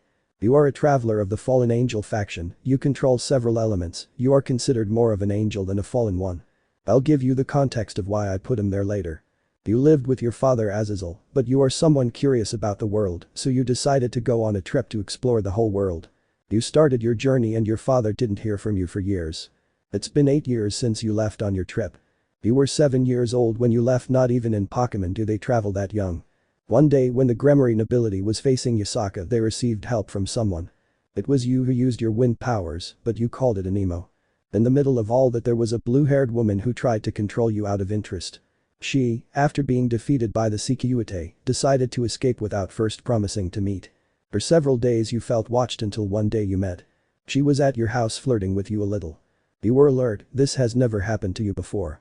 Before leaving, she left a mark on your neck as a way of marking her territory. She always came to see you secretly and over time you got used to it. At one point you couldn't do much without her, you became dependent on her. Whenever she went, you were with her. One day at a meeting your father got angry when he saw you with her. She interrupted the meeting just to offer to join her. You just accepted and your father felt betrayed. He forced you to dress differently. You helped her in everything you could to please her. She sometimes acted psychopathic with you and all the girls who came near. He usually cuts off parts of your body and you heal yourself afterwards. It was like this for years until one day it happened. You and Rizavim freed Trihexa. The war hit the whole world including the human world. You faced searches, Michael and Ajuka. You didn't manage to kill them, but you did knock them out. She rewarded you for beating them. As time passed the war continued until one day it arrived. You faced the Sekiryuutei face to face. You ended up losing because the power of the script. But yes, Trihexa would have almost won if it weren't for Rossweisse who sealed it. The factions gave them the offer that if they surrendered they would leave them alone. You agreed, but she didn't, what caused her to kidnap you away.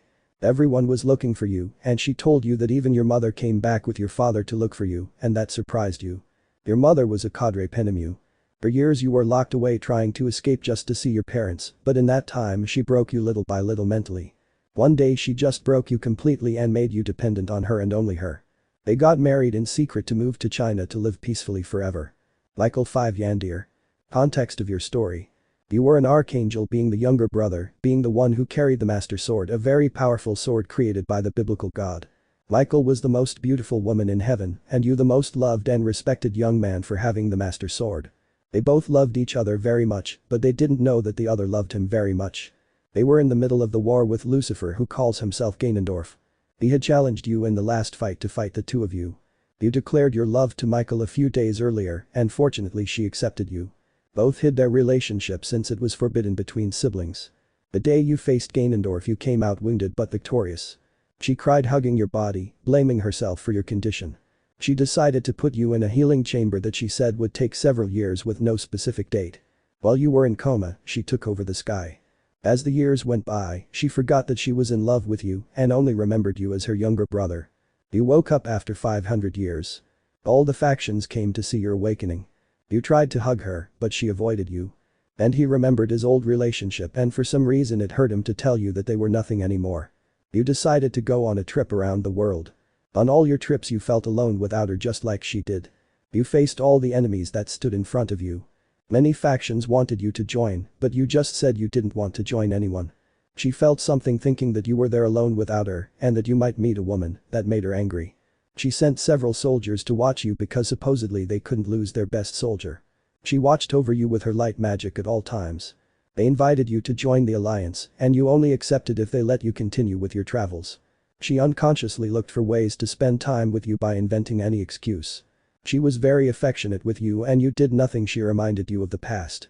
One day, while walking through your old room in the sky, you found. They were the first people you considered friends.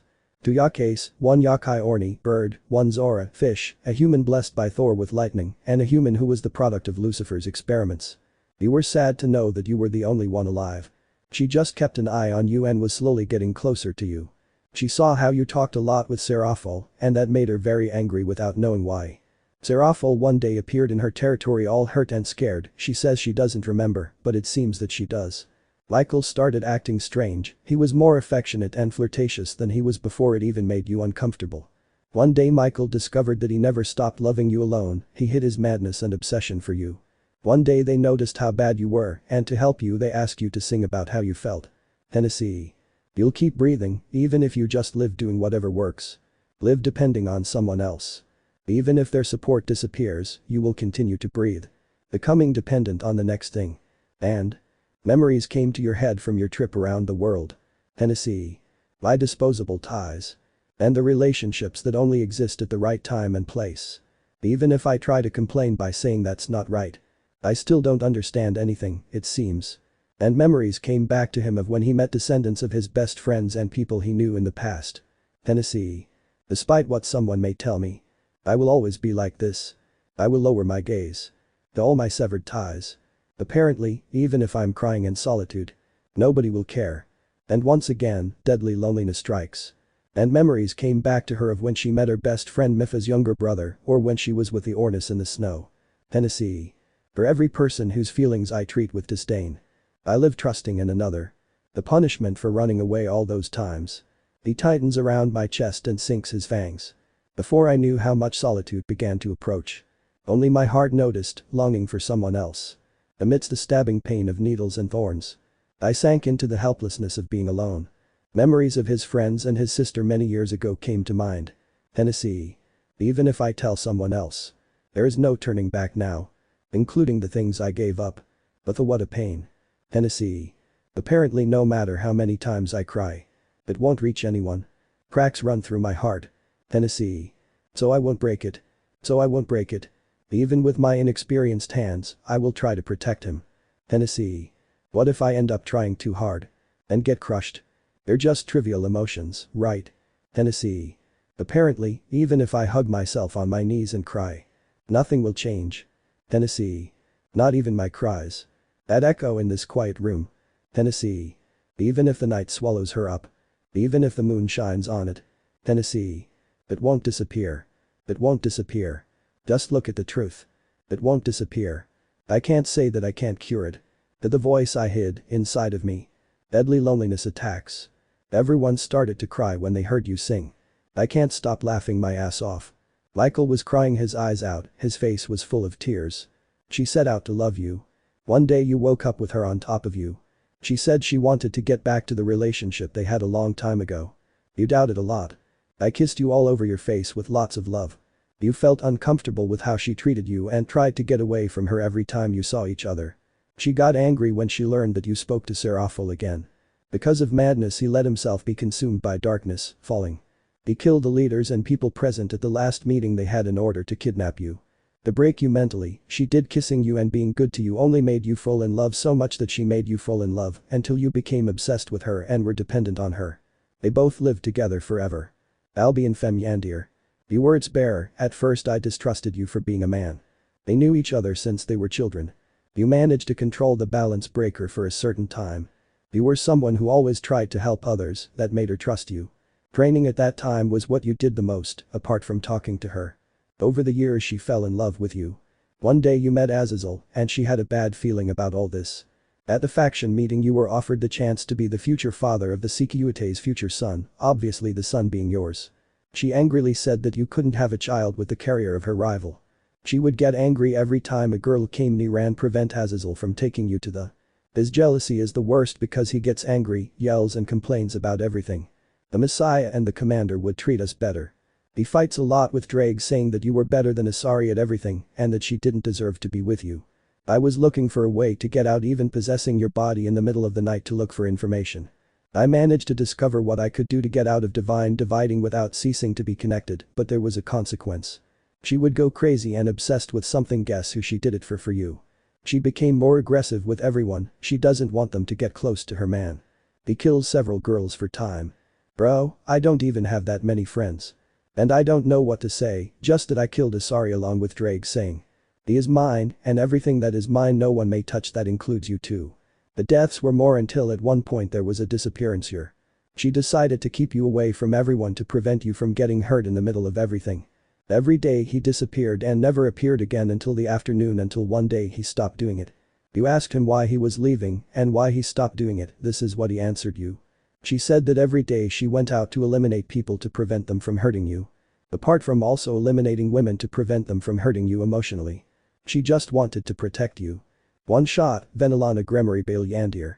Beginning of one shot. City. Lilith. Time. Day.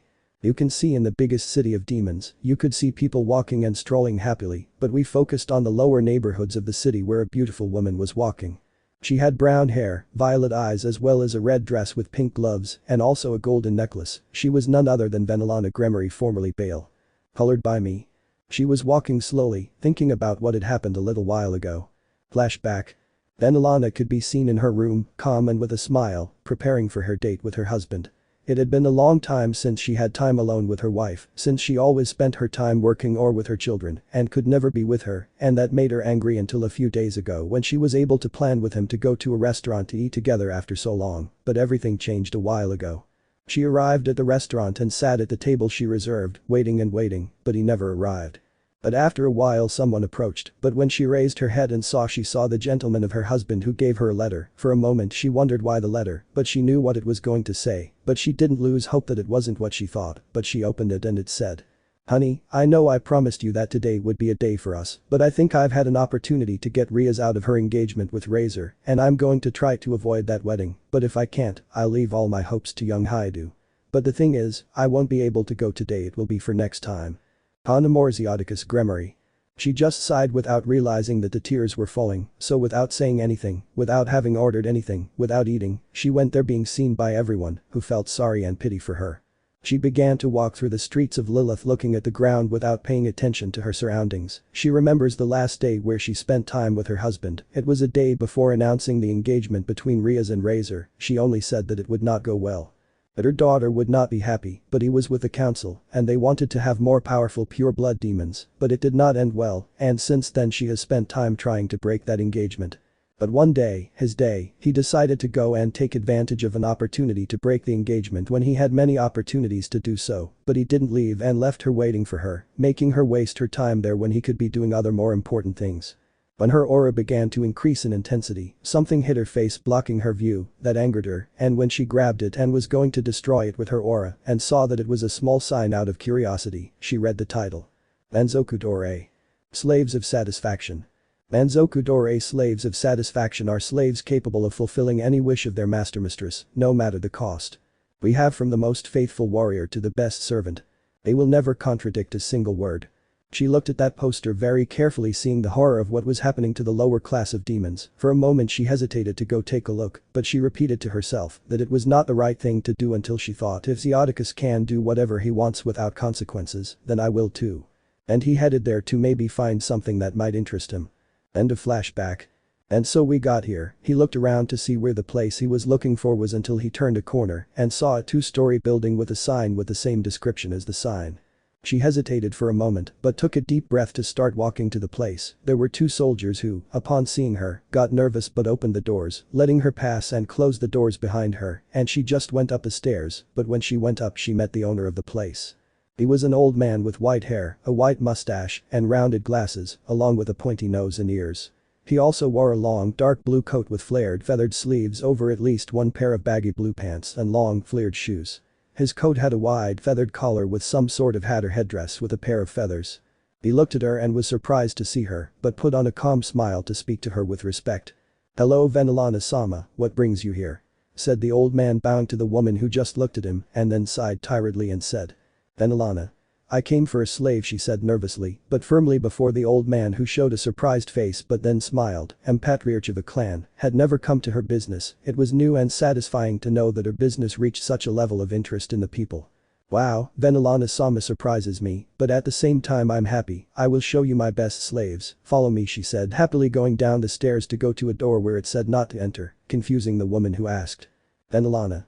Why are we going this way? Didn't you say we would go for the best ones? Aren't they supposed to be at the top?" I asked, confused and distrustful to the old man, who just smiled and turned to look at her. "No, no, no, people believe that, but down below are the slaves, how to put it, high class, the best who cannot be compared with the others. I classify them like the rank of demons, above are those of low and middle class, below are those of higher class," she said smiling, going down the stairs, being followed by a doubtful Venolana.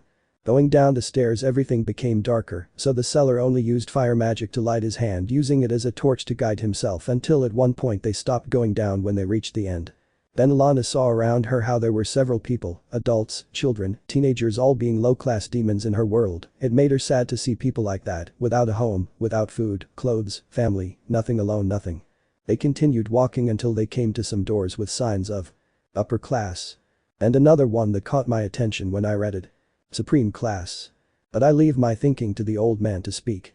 "Well Venolana-sama, what do you want to choose?" she said, stretching her arms pointing at the doors. Venolana hesitated for a moment which one to choose, so to clarify, she asked. "Venolana. What is the difference between the two?" I asked, confused to the old man, who smiled to explain to the woman. "Well, the difference between both is very big, since those of high class is that they are capable of doing many things, but they are not perfected and are used to doing at a high level, like the supreme class, that just by telling them what to do, is capable of doing at a high level of perfection. That seems impossible," he said, smiling of his best slave. "No one ever has enough amount to even rent it." But now he believed that with a demon from one of the most powerful clans, he could make them at least rent his jewel.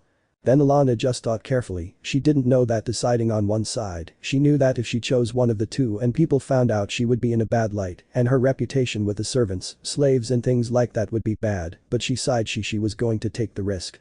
"Venolana. I'm going to choose the supreme class one," she said, nervously looking at the seller, who smiled with excitement, knowing that someone would buy his jewel. He started walking and passed by the door. That confused Venolana. "Come on Venolana-sama, my supreme class slave is here training," he said, smiling, walking down a hallway until he reached a room where a door could be seen apart from a large window where several young people fighting were shown. The old man pointed to a specific boy of your age. Fighting against several people, they all attacked the same person, being a boy in a white robe with a hood on, long and wide pants, having black gloves. The boy dodged an attempt to stab him, grabbing the blade and with pure force destroying it, grabbing the person by the head and throwing him against another, causing them to collide with the wall, cracking it. Two boys tried to hit him from the sides. He stopped him with his forearms. With his left arm he grabbed the boy's hand to kick the other boy, and the one he had grabbed crashed him to the floor, knocking him out. The last boy had a two-handed sword to launch himself in the direction of the boy who was only trying to hit him without landing a single blow. When one seemed to be going to hit him, the boy in white robe stopped the weapon with his bare hand, surprising Venolana, who was already quite surprised by everything that was happening. The boy in a robe grabbed the other by the neck, strangling him hard.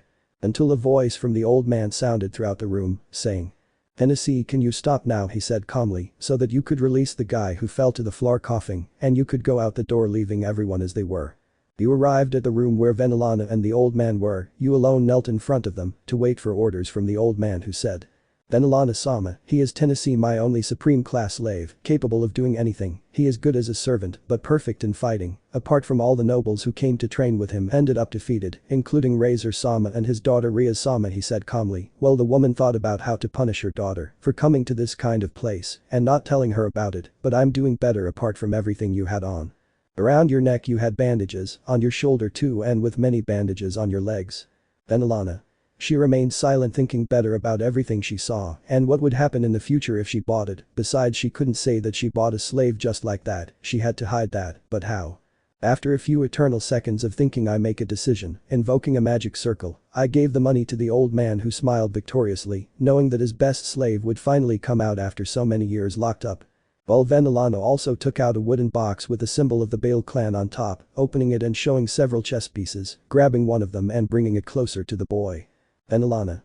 Tennessee, from now on you will be my queen for all eternity, she said seriously, so that a shine was present throughout the place, and then showed that the piece was no longer implying that it had already been assimilated by him. The boy was just very surprised, he never thought that this could happen to him at some point in his life. Venolana. And since your first mission as my queen is to always keep me company, she said nervously, she had never asked someone to do that for her before, since she was always busy and didn't think about her loneliness, but now she had him, and that would help her not to feel alone. You were surprised by what he asked, but you just smiled. It was strange to know that he was now a part of the nobility of someone from a clan as important as the Gremory clan, so he would give his best effort. Time skip. Several days have passed, you could say that almost a whole month has passed since that day, and several things have already happened. For example, she offered to be your sugar mommy, the rating game between Rias versus Razer, Venolana's surveillance towards you to keep you safe. And other things. You are currently sitting next to her drinking tea, well, she gave you a loving hug, which didn't seem to want to separate from it. Yes, she had fallen in love with the boy, how attentive he was, how detailed and how obedient the boy was. All this made the woman fall in love, she never wanted to separate from him, she was dependent on him. He had also developed an obsession with keeping an eye on him, preventing his queen from being with anyone, no matter if it was a man or a woman, he just didn't want her to be with just anyone. He found out he had made friends, and what he did, he forced him to stop talking to them, and you just obeyed. Even though sometimes you just ignored her and did her orders differently, that made her very angry. You remember how she punished you, it gives you chills just remembering it, that knife that had a paralytic poison, and a powerful aura of destruction that hurt you so much to the point of making you fall unconscious from the pain you felt. But anyway, let's get on with the current situation. You just let her hug you, she didn't want to let you go until a child came running through the door towards them.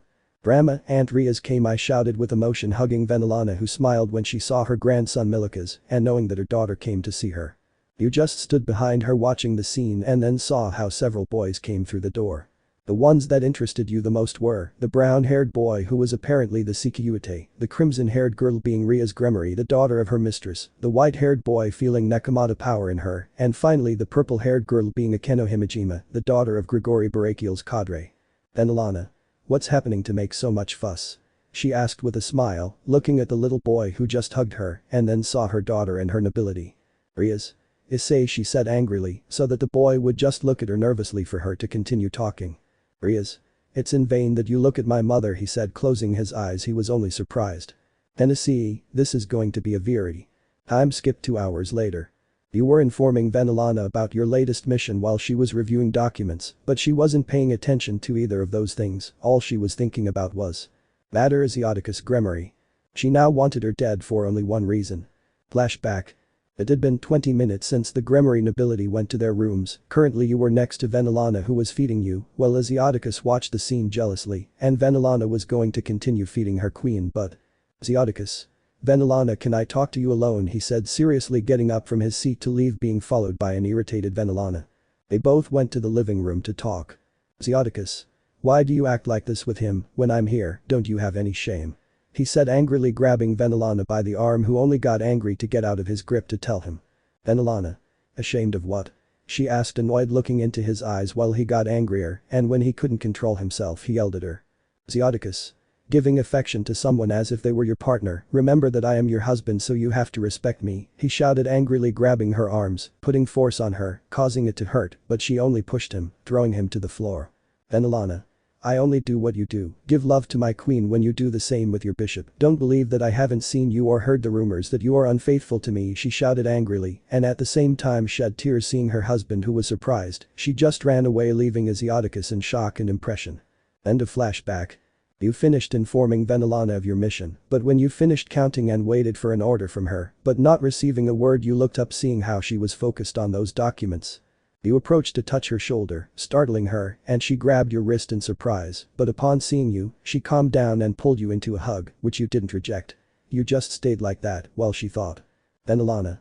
I won't let anyone hurt you or take you away from me, it won't happen again, she thought seriously while she caressed your head calmly. 1 hour later. Asiaticus is seen lying down thinking about what happened a while ago. It was already night and he was just waiting for his wife to talk. After a few seconds, Venolana entered through the door, apparently not in the mood to talk or anything. Asiaticus. Honey, are you okay? he asked his wife with concern for her look. Venolana. Yes Anada, I'm fine, she said smiling, tilting her head to look at him while Zeoticus calmed down. Zeoticus. I really wanted to talk to you about what happened, he said calmly, while Venolana nodded but walked to the door to open it for a maid who gave her a tray that she brought closer to the bed to talk. Venolana. Okay, but before that, have a cup of tea, she said with a smile, giving him a cup of tea that Zeoticus gladly accepted. Both began to drink, but Zeoticus gradually felt that he was losing control of his body, to the point of not being able to move it until he noticed that he had ingested the paralysis poison. Venolana pushed him against the bed to get on him and talk. Venolana. You'll wonder why I'm doing this, right? She asked with a monotonous look at the Gremory patriarch who just looked at her scared. Venolana. Well, I do it because you wanted me to stop giving affection to my child, you wanted me to stay away from the most important person in my life, that it is paid with death, she said calmly putting a hand over her mouth covering a laugh. Venolana. Well goodbye Zeoticus Gremory, my ex-wife, she said as she began to strangle him forcefully, causing Zeoticus's vision to gradually become blurred and it was difficult for him to breathe, apart from not being able to do anything, because he couldn't move and so. Zeoticus Gremory died at the hands of his wife. The next day you could be seen walking towards the kitchen to help prepare breakfast for everyone, it is something that became a habit since you arrived, but when you were about to go, a maid told you that Venolana was waiting for you in the living room and you headed there. You found her with a calm smile, you just bowed to her so she could speak to you while she looked at the window. Venolana. Hey Tienne-kun, do you know the news that my ex-husband Zeoticus died? She said pretending sadness, making you feel sorry for her. You just approached her to hug her from behind. She just gladly accepted your hug, that calmed her down. Issei, if you need someone to vent I'm here my lady, you said looking at her while she gave a small smile and then separated from your hug and turned around. Venolana. Well Tienne-kun, I must tell you something very important, she said happily putting a finger on her mouth and then moving it away.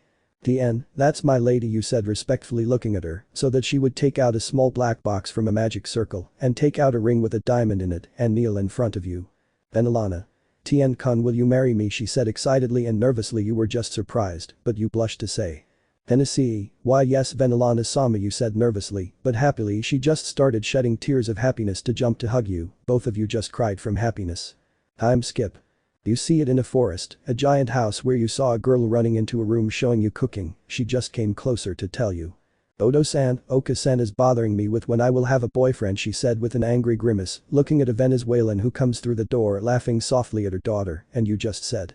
Issei, okay girls, stop fighting about it, let's eat, and daughter, you don't have to worry about getting a boyfriend, you'll find him at the right time, you said laughing, putting the plates on the table, while Venolana came up behind him to put a golden necklace on him, and you just smiled. She grabbed your chin to give you a kiss, your daughter just pretended to be vomiting being seen by her mother who smiled to explain while sitting down. Venolana. Come on Eru, you will also do this when you have a partner, and you will do it very often and more when you get married, she said softly, while Eru just denied looking at her mother, you just smiled seeing the interaction between mother and daughter. It had been about 18 years since they came here to live, they bought it one day after their wedding, you were dedicated to taking care of the house, while Venolana took care of the money for the house, you were mentally broken with so much torture from her, she had taught you to love her. And you were happy, you never complained, and thanks to that she always brings you gifts, and you just didn't know how to thank her, and in return she only wanted your kisses and cuddles. One day she said something that you promised and you fulfilled. Please my queen, stay with me forever. And until now you kept your promise and you would continue to keep it for eternity. Suzaku, Lady Phoenix Yandere. Background of your story. You are a servant of the Phoenix clan, you have served the clan for years, being the most trusted servant of the patriarchs. You are a servant, always loyal to the Phoenix clan, you are the right-hand man of the Phoenix patriarch. You were always the one who took care of the children of the patriarchs.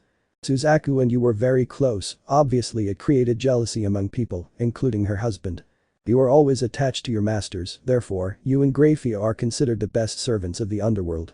Have you noticed that Lord Phoenix has distanced himself from his wife? Does that surprise you? The other day when you were going to tidy up the clan leader's room, you found Suzaku crying.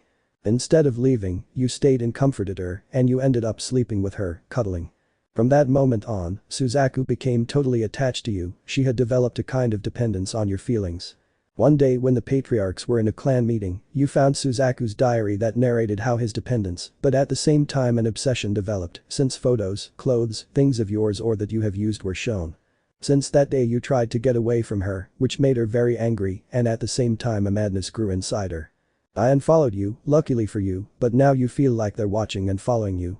Lately you see Lord Phoenix, with many bandages and very quiet, that surprises you a lot, until one day he appeared dead in his office. After that, she was glued to you again, but it made you very uncomfortable. After so much time, due to fear and discomfort, you asked for your resignation. She didn't react the way you wanted. The last thing you remember before passing out is her being angry and choking you until you passed out. You woke up in his room, tied to the bed. From that day on he proclaimed you as his forever, he would never let you go again, and she would take care of that. Dragon Femme Yandere. Your lore history. You're Issei Haidu's best friend, and you always felt a presence inside him, you always feel like he's watching you. Since you met Issei, you always felt a presence inside him, and your body told you to stay away. You always felt someone's gaze, and whenever you looked, it was only Issei with you.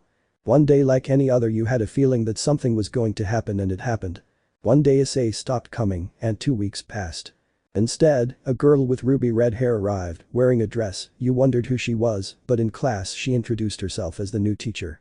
She spent her time walking near you or sitting in front of you, since she has her desk right there in front of you. After class, she took you behind the academy to talk. She introduced herself as Drag, the Red Empress, and she was previously inside Issei, but he died, and she managed to possess his body. Issei's death impressed you so much that you were about to cry. She comforted you with a sinister smile that you didn't see. She also said that she was watching you since you met Issei, and the last thing she said that scared you for some reason was, "I want you to be mine, and only mine." The days passed and she didn't leave your side. Many boys and girls were jealous of your relationship. One day she found you talking to a classmate and she didn't like that at all. "So, giving attention to anyone but me, I think I'll have to educate you, my Anata." That same day she took you to the house. It was a damn mansion where she stayed, and there she educated you by hitting you, and it was always like that every time you talked to girls. One day she was discovered by Rias, and she only took you hostage to convince her to join her nobility, and the next day Rias, Gremory and her entourage were declared dead. One night she disappeared, and the next day she appeared with Vali's head dead, along with Alby and sacred gear broken. When the season of the dragons arrived, she marked you. She decided to be your sacred gear, so now you're half dragon. And so they lived together forever. You ended up mentally broken from so much abuse towards you, and you ended up happy. Azazel 5 Yandere. You lived in Kuo. As a teacher, you had never been in contact with the supernatural until now. One day when there were no classes at the academy due to arrangements, you met a woman who gave off a strange aura. She invited you to eat, walk, shop, everything until they arrived at the park. She confessed there that she was the leader of the fallen angels and offered you to be her king. Because you were nervous, you told her you had to think about it, and she only gave you 2 days to think about it.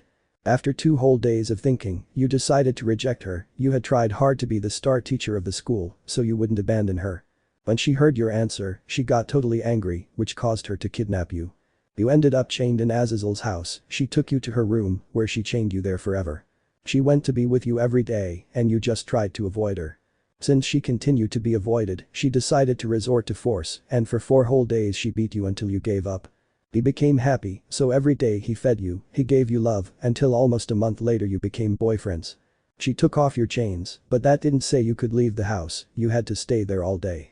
After 3 weeks, you found a secret room where the corpses of people close to you were. Teachers you knew from Kuo Academy, and your parents. They had this description. "I killed them because they didn't accept my request to marry me, Anata." When you finished reading, you realized she was there. He told you to leave this room and forget what you saw, but you just yelled at him to go away, that you regretted being his partner. She just looked at you, and the last thing you remember is getting punched in the stomach by her. After that, for 3 long months in a row, she tortured you so that little by little your will fell silent, leaving you at her mercy. After that you got married and she introduced you to everyone, Gregory, saying that you were the new leader of the fallen angels. One shot Office Ouroboros Yandere. Beginning of one shot. In a dark place, more like a hallway, there were 2 people. One was a boy with white hair, blue eyes, a black jacket and pants, and finally a green shirt. It was Vali Lucifer. Next to him was a boy almost his height, and his hair color was your color, a jacket, jeans, and boots. On his wrist he had a bracelet with the symbol of a black wolf. This was Tienne, a new recruit to Vali's team. You had faced each other once, where by pure luck the White Emperor won. But currently they were looking for Office, the Dragon of Infinity, the second strongest dragon in the entire supernatural world, hated and loved by many. As they walked they both talked quietly about the acceptance of their teammates about you. They continued talking until they saw a large door that they pushed to see a huge room, where on a large throne, Office was looking at a snake in her hands. When she saw Vali, she smiled, but when she saw you, she put on a curious face, so much so that she got up from the throne and floated in front of you, observing you in detail. You and Vali saw the strange attitude of the dragon, that Vali had to separate her from you. Vali. Ahem office, I wanted to introduce you to the new recruit of my team Tienne, he said looking at you calmly, while the dragon lowly only thought while observing your wrist, where the bracelet was, then she looked into your eyes and smiled. Office.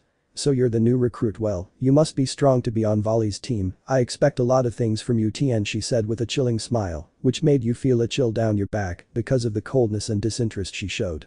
Tienne, yes, Office-sama, I will not disappoint either of you, I promise you, said happily looking at her and giving her a handshake that she offered. When you felt her hand you both felt an electricity run through your whole body, you tried to get away discreetly, while she just stayed thinking. As you were leaving, she just stared at your back and before the door closed completely, you turned to look at her, both of you staring into each other's eyes, until it closed. Office. What was that feeling? Why was it so satisfying would be the word, I need more of that, I need to find it, she said as she looked at the door where you had left, she just started to shudder just remembering it, she just sketched a small smile, it wasn't fake, it just showed the joy of knowing that she found something that made her feel a different sensation than usual. Time skip. Office came out of a dimensional gap, in Kuo, she began to float through the streets of the city looking for a specific energy, until she saw a house where the sign said. House of Tienne. She just smiled ready to enter, but the second she noticed how a dark aura appeared in the distance, and when she saw, a magical barrier appeared, before the human eye nothing happened, but for her eyes, she saw it, so with a smile, she flew at great speed towards it. Academia Kuo.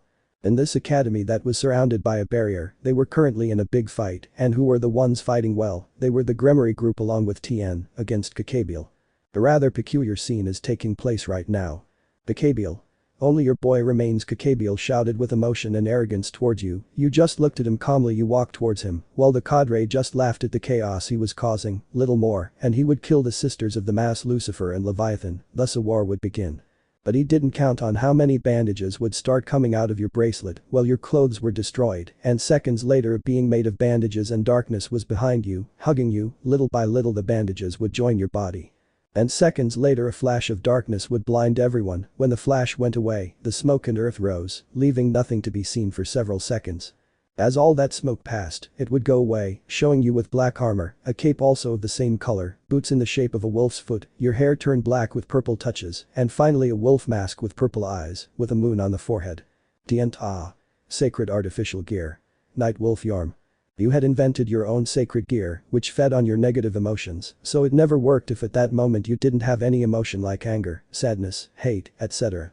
Currently you were angry, seeing your friends in that state, you just clenched your fist tightly to launch yourself against Kakabiel, who just laughed excitedly.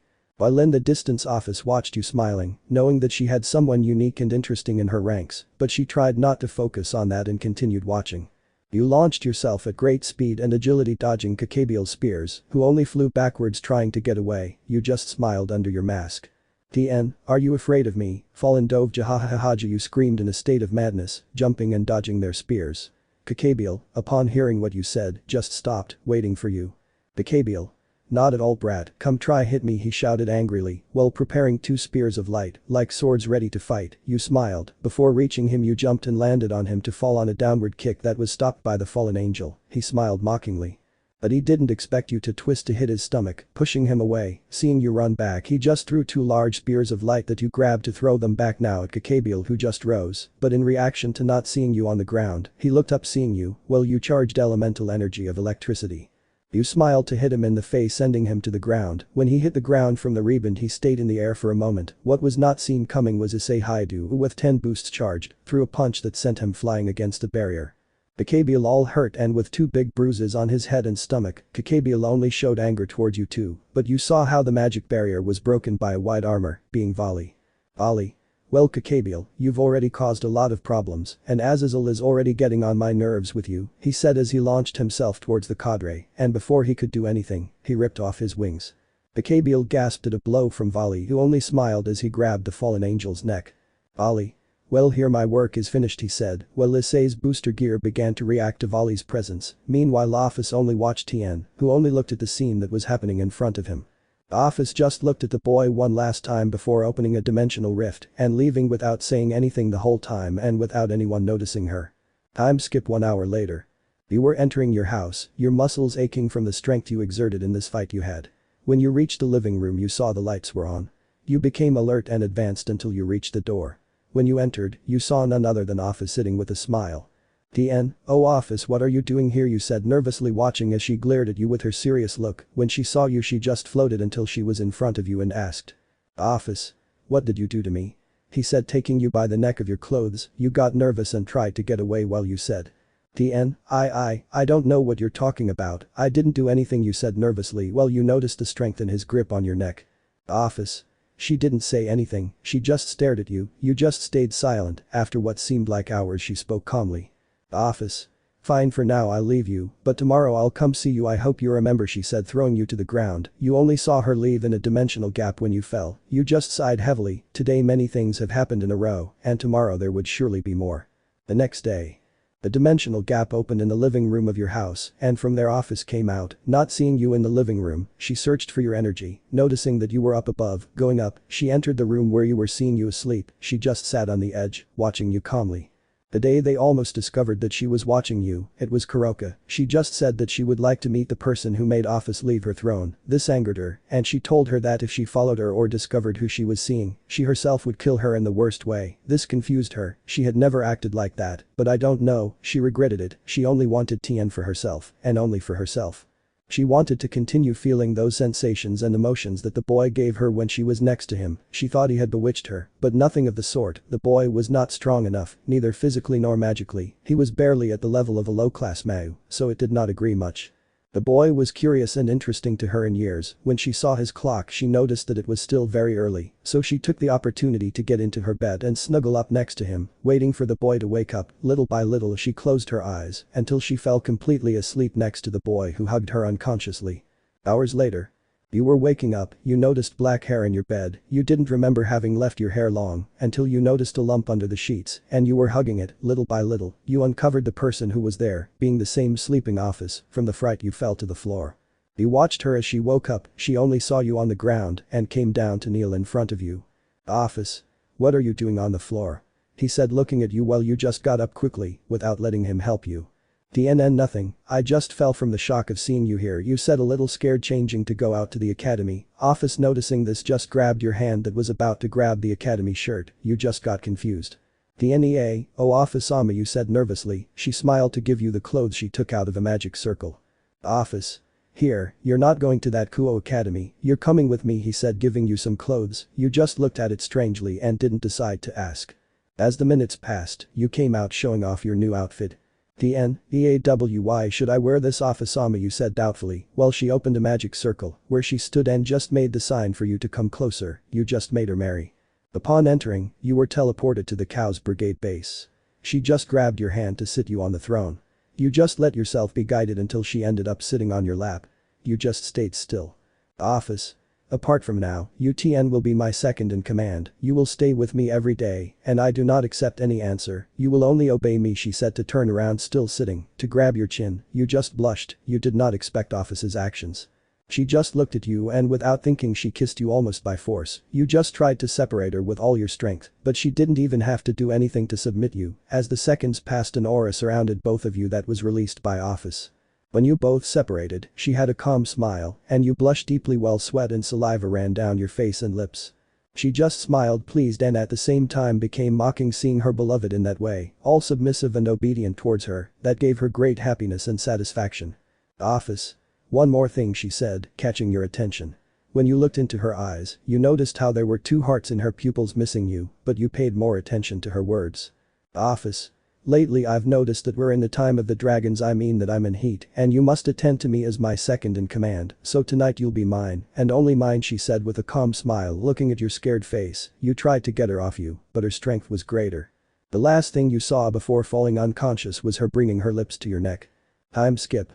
It is not known how much time has passed, but currently you find yourself waking up from a nap, noticing the pain in your body and the sweat perspiration on your body. But when you took the sheets to remove them, you noticed a mark on your wrist. It was a purple dragon. That's when you remembered for a whole month she had you locked up in your house, having relations with her, until yesterday when her heat season finally ended. Fear ran through your body, you looked around finding Office asleep next to you, that scared you and you tried to leave, but something grabbed your wrist where the mark was, it was Office who just looked at you. Office. Where do you think you're going, Tienne, she said, tightening her grip on your wrist, making you complain in pain, kneeling down, while she sat on the edge of your bed. Tienne ghhmegghhh almost screaming in pain, you tried to answer her, but she only pressed making you almost cry in pain, she pulled you towards her to grab your neck. Office. Look carefully, Tienne, you better not even think about escaping from me, because I will find you quickly, and you would not leave me any other option than to educate you the hard way, you understood, he said, still having his grip on you, while he glared at you, making terror run through your entire body. Tienne Hio Office Ama, you said, scared, while she upon hearing the answer just smiled softly, only to start changing next to you, who was just nervous and didn't try to look at her face, maybe she could do something to you that you would regret now or in the future. Time skip. Somewhere, more like a basement being yours, you were chained by neck, wrists, ankles and torso, which did not allow your mobility, you were now with your eyes lifeless, several bites like a snake. Your neck has too many marks as if you were being strangled with force, from a distance it was heard as if a door had opened, and from that door came none other than Office. It floated until it was in front of you, you just looked at it with hatred, it just smiled while it stretched its arm pointing at you, and in this it just began to create a magic circle, where it began to light up with power. But before continuing, let's see how we ended up in this situation. It was a week ago, where something happened that you regretted. Flashback. At Kuo Academy, or rather in a building where the occult club met. It is where the Gremory nobility was currently located along with Tienne, which was being monopolized by Xenovia and Akeno, who were arguing without knowing about the presence of someone else. Xenovia. It's my turn to have it, it's not fair that you have it all the time, she said angrily, seeing Akeno, who just laughed softly to tell Xenovia. Akeno.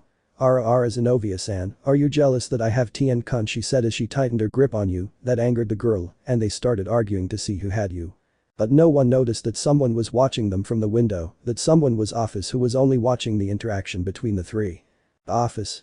Why doesn't the mark drive them away? Why doesn't Tennessee separate them from him? He knows that he belongs to me, that no one can touch what is mine, I marked him, his soul, his life, his being belongs to me, they have something to do with it, they changed me, Tennessee, he shouted, trying to vent the anger he felt. He had discovered that seeing you created other feelings, that didn't make him happy at all. But now, just thinking about something, I sketch a very disturbing smile, that if anyone saw it, they would die instantly of fear, and I uttered some rather strange words. Office. My Tienne, don't worry about those girls, because they will rest forever, she said, disappearing into a dimensional gap, still watching you. The next day, Saturday. You were walking through the park, you were so calm, without seeing Office or having problems, until you saw a barrier rise, in the distance you felt the energy of your friends, I mean Rias and the others. And you felt how one by one their energies were disappearing, so desperately you ran, when you turned in a tree you saw something that terrified you. The entire floor was stained with their blood, while among their corpses was none other than Office in front of an almost unrecognizable Akeno. This scared you greatly, but you heard what Office was saying. Office. Last words, damned fool, she said coldly while her nails lengthened in her hand, giving it the shape of claws, raising her arm ready to kill her. Akeno just laughed weakly, to tell her while spitting blood. Akeno.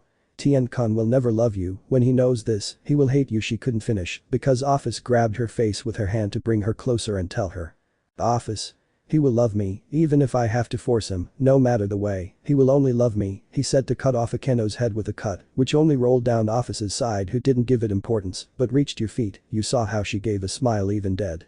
Something inside you had broken, unintentionally, unknowingly, your bracelet began to shine until one moment, it began to expel dark energy that took over you. Office noticed how someone's aura rose behind you, she thought that someone from the Gremory nobility was still alive, but when she realized who that energy was, she instantly turned to look at you. She was nervous for a moment when she saw you, but she realized something. It seemed like you weren't aware of your surroundings, you just repeated the words. The woman. Destroy. You didn't say anything else, but that, all around you was darkness, and the only thing that stood out was Office, who just watched you with a smile. DANJR0 Kamid, okay bros, I'll explain your artificial sacred gear, Night Wolf. It's simple, your sacred gear feeds on negative energies and feelings, meaning if you don't have a lot of negative energies or feelings you have control over yourself. But when you have so much negative energy and negative feelings, you are not able to control yourself, and you get carried away by your instincts and negative thoughts, apart from one thing, and that is that sacred gear is capable of absorbing the energies around you, which can be good or bad. When you already had the armor on, without thinking you launched yourself at her. She knew that at the speed you were going you couldn't stop, so when you arrived she stepped aside, but didn't expect you to grab her arm and slam her against the floor, destroying the floor where you were passing.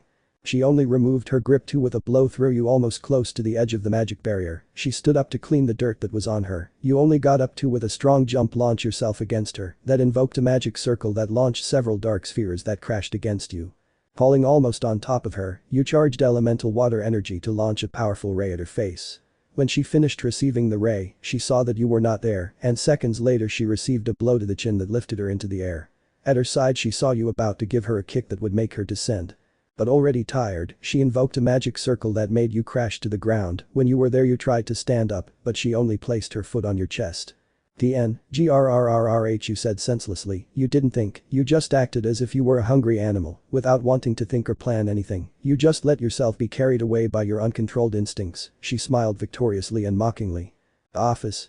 Ah my beloved, do not resist, soon you will understand why I loved you she said, so that a blow to the face will leave you unconscious while your lips bled, she only brought you closer to kiss you, while she drew the blood, which she enjoyed licking. You had fallen into her hands, and nothing would stop her from breaking you. End of flashback. The first 2 days she was tortured with magic snakes that bit her all over her body, then the other days she was beaten in non-vital areas, and when she was beating vital areas she didn't use as much force, and finally she was beaten with powerful spells. But while that was happening she was looking for a spell capable of making you fall in love or altering your feelings towards her. She spent the whole week searching, but when she found it, the spell had the consequence that whoever uses it would be mentally broken, and she didn't care. And so we ended up in this situation. She was pointing the magic circle at you that was shining brightly, seemingly taking effect. After she finished, the magic circle broke into pieces. Office held her head, feeling a great pain. She knew that the condition of the spell was starting. Several images of Tienne with her came to her head, this made her happy, but also images of when you were with Akeno and Xenovia, this made her angry, and when she was going to explode with anger, she saw you chained, and how your head was looking at the ceiling. She smiled happily and quickly unchained you, even though you were still in the same position, she only said a few words to test the effectiveness of the spell on you. Office. Please my beloved, show me your love for me she said, but nothing happened. That enraged her so much that with a bang, she created a crack in the wall that made your body get scared. That was noticed by Office, who saw how you opened your eyes little by little, showing that they had red hearts in your pupils. When you saw her, you just approached her and took her hand, starting to bite and lick her fingers gently, making her blush profusely. Office, seeing you like that, just smiled as she took your chin, you just stood still feeling her touch, she ran her thumb over your lips. Office. I'm glad to know that now you truly love me like I love you my love he said, taking your cheek, well you just stuck to his hand trying to feel its warmth. Tienne, I always loved her Lady Mia you said in a loving tone, she just smiled softly to say as she went from a calm smile to a disturbing one. Office. I know you love me I know it perfectly my second in command he said while still smiling and giving you a hug that you happily reciprocated. One shot, Nyx Yandere. Beginning of one shot. In some unknown place were two people walking, it was one that has the appearance of a tall skeleton dressed in the attire that high priests wear, it emits a creepy aura, despite not having eyes, its eye sockets can glow to give the appearance of eyes. It was Hades, the king of the kingdom of the dead, he was accompanied by a woman, she is a beautiful young woman with a cute face of a child who has long black hair and pointy ears, she wears a cute frilly dress called godly virgin killer clothes that has a corset-like skirt, her body also emits a tremendous dark aura. It was Nyx, the goddess of the night, she was just adjusting the clothes that Hades had given her, which the Infernal Alliance gave her, so she could face any person who was a virgin. She was irritated to know that she had just entered Hades's army, and they had already given her a partner, surely for her he was an arrogant idiot or a hindrance, surely he wouldn't be half as good as she is. She knows she's a goddess, but at most she hoped her partner would be something good, at least be able to face a middle-class god. Hades. I know what you're thinking and yes, your new partner is very good, he's my right-hand man, he's been under my guidance for years, he said as he walked and turned down a hallway, being seen by Nyx who only saw the decoration, thinking that the king of the dead had terrible taste, seeing skulls, grey chandeliers, black and grey walls. The only thing that stood out was a large door with golden details, being Hades's throne room. Nyx sighed before entering, hoping that her next companion would not be a hindrance in her missions. Upon entering he saw a boy with TC hair apart from his eyes, which were TC colored, the boy was wearing a black tracksuit jogging suit, he also wore an old light blue scarf around his neck, he wore a pair of brown boots that covered his knees. This was Tienne, the most important warrior of Hades, a boy who was guided by Hades to be the strongest of his army. The boy specializes in elemental magic, controls the 4 elements, but his control is perfect in wind magic.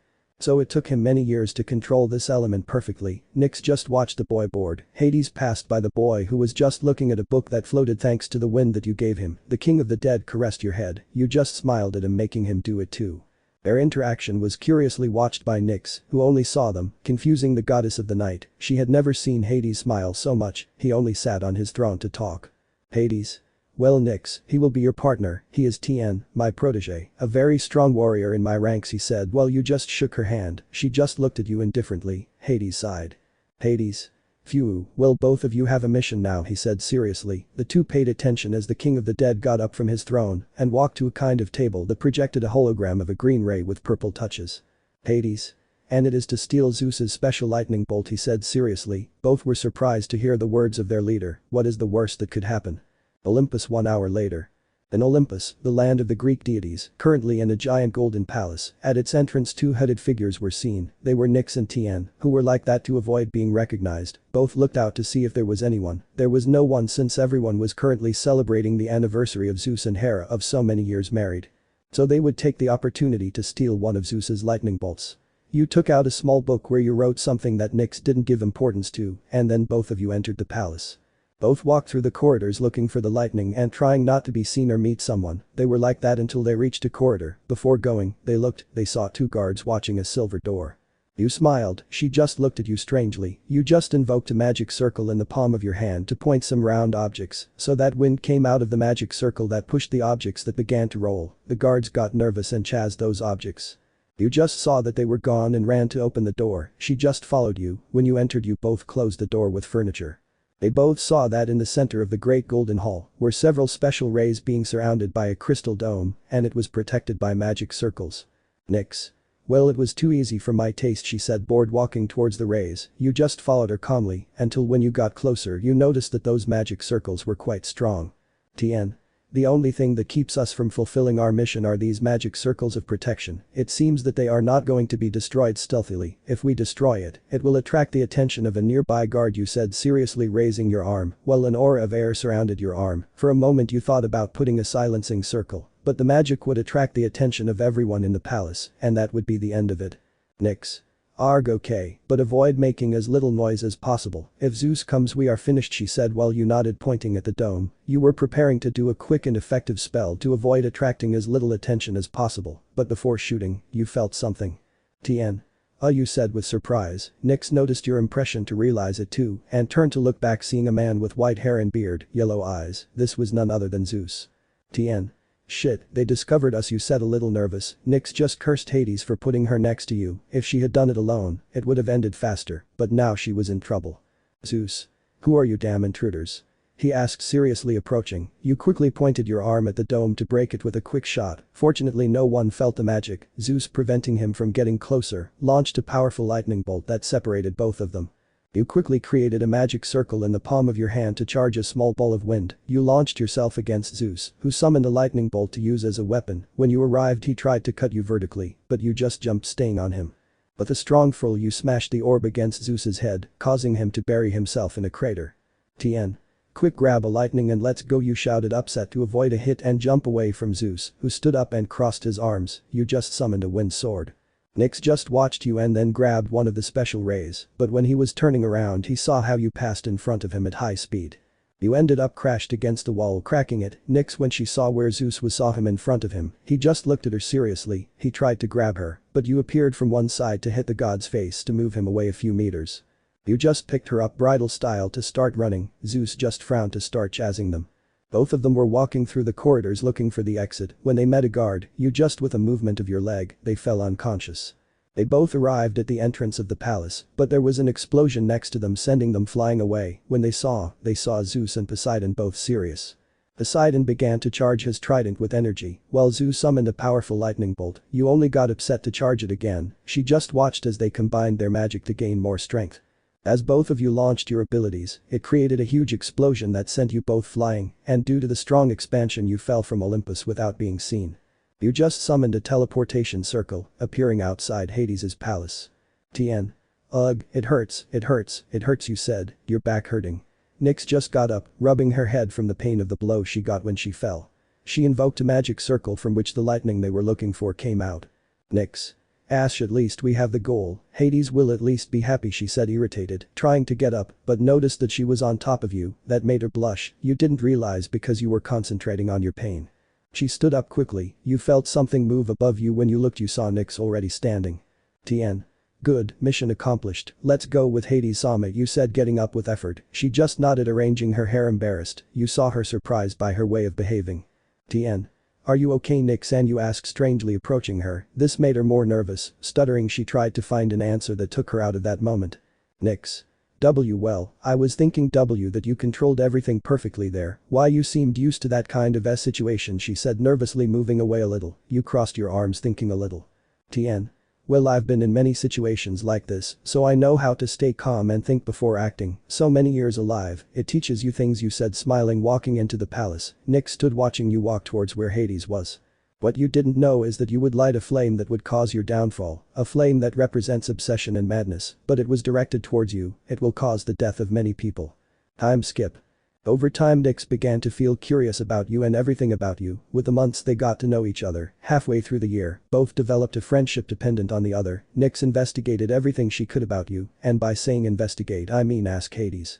Hades knew you quite well, both were like father and son. He said that you, by your appearance and the age at which he met you, were 17-18. He did not remember very well. You lived in the Taisho era. You were from a family neither very poor nor very rich. They lived justly. Your father was a royal guard. You protected the emperor of that moment, but he was not as good as he looked. He always abused your family. Your mother was one of the women who helped the emperor's wife. You were always repudiated by your brothers. They believed you were useless for being very bad at everything. You were always very quiet, you never spoke, you never protested or demanded anything from your parents to avoid their punishments. Apart from that, you always wore old clothes. They never bought you clothes or anything. You only survived by hunting in the forest. The people of the empire always believed in the gods, and sometimes it was said that the emperor and all those related to him were able to see them, so your family was summoned and you had to go. In the place where it was held, the Japanese gods arrived with guests, Zeus, Poseidon, some from other mythologies, and finally Hades. The great banquet had been organized in his honor. Hades remained silent throughout the meeting and watched everything until he noticed you and how your brothers were making fun of you along with some nobility. When the gods would leave, Hades asked to take you. He wanted to train you. At first they hesitated, but they let you go. Since then you have trained for Hades. You were the weakest warrior he had, and you passed to his strongest warrior. When you returned to the empire, so many years had passed that your family was dead. After a war, everyone died, and you were left as the last of the empire alive. So with that in mind, the years passed until now. You were just a boy who had only your father Hades left. Nyx, knowing all that, her heart was saddened. She decided to make you have more reasons to live, and it is her. I don't think it will end very well.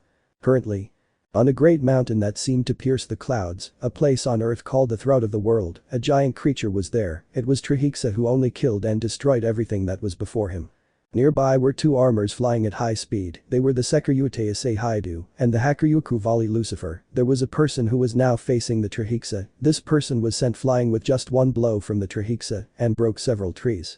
Issei prepared a dragon shot, but the Trihexa bit his leg to crash him into the ground. Vali tried to hit him from behind, but the Trihexa's tail grabbed him to throw him where Issei was when they collided, increasing the crater that the chestnut created. As the Trihexa was about to leave, from the smoke and dirt, someone slipped in front of the Trihexa.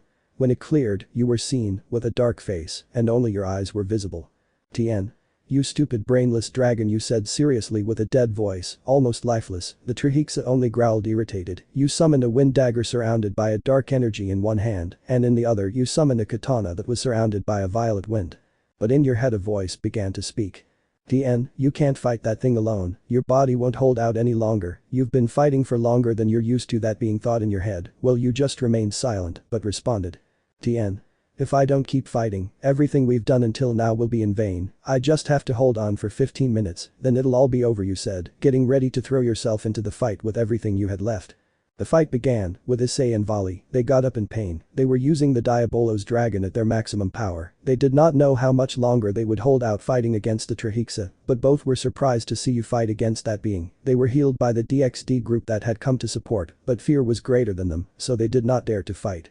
You were currently attacking the Trihexa up close. With a jump you were under its stomach to try to cut its stomach, but it launched a claw to block the attack, which caused its arm to be cut in half. It took a great leap that made a lot of smoke. You tried to see something in all the smoke, but when it cleared you saw a man with black armor and 2 horns on each side of his head. You were surprised. The man created a sphere of purple energy. When he pointed it at you, the sphere flew toward you. You jumped to the side. It passed by, but was coming back, so you jumped up, but it stopped right below you and went up to trap you inside it. You tried to break it but nothing, until it disappeared on its own and you fell to the ground. You saw how he cleared his throat. Trihexa. Ahem, ahem. I suppose that sounds like a human, right? Trihexa said, laughing, looking at you. You just remained serious but calm. Tienne, go quickly. I feel like this is going from bad to worse, the person in your head thought with anguish, trying to get you away from the danger that Trihexa represented. He knew that if you stayed any longer you might die. Tienne. Shut up, Omega, you shouted in your mind angrily at the being in your head known as Omega. It was your second personality, a version of you that was created on a mission. It is someone very submissive, obedient, fearful, dependent on other people, someone who avoids fighting. It was the one that helped you when you got out of control. It was the one that helped you think when you don't think. Drahika. Okay brat, before talking let me do something, she said, turning to see Issei and Vali to launch herself at them, preparing her arm to crush their heads. But before that. Tienne. Path of fire. Scorching rising sun, you said seriously, giving an ascending cut that left a trail of fire cutting the Trihexa's arm and a bit of the dragon 666's abdomen. That jumped back. When it stopped, it raised its arm so that it would rejoin and it began to heal. Trihexa.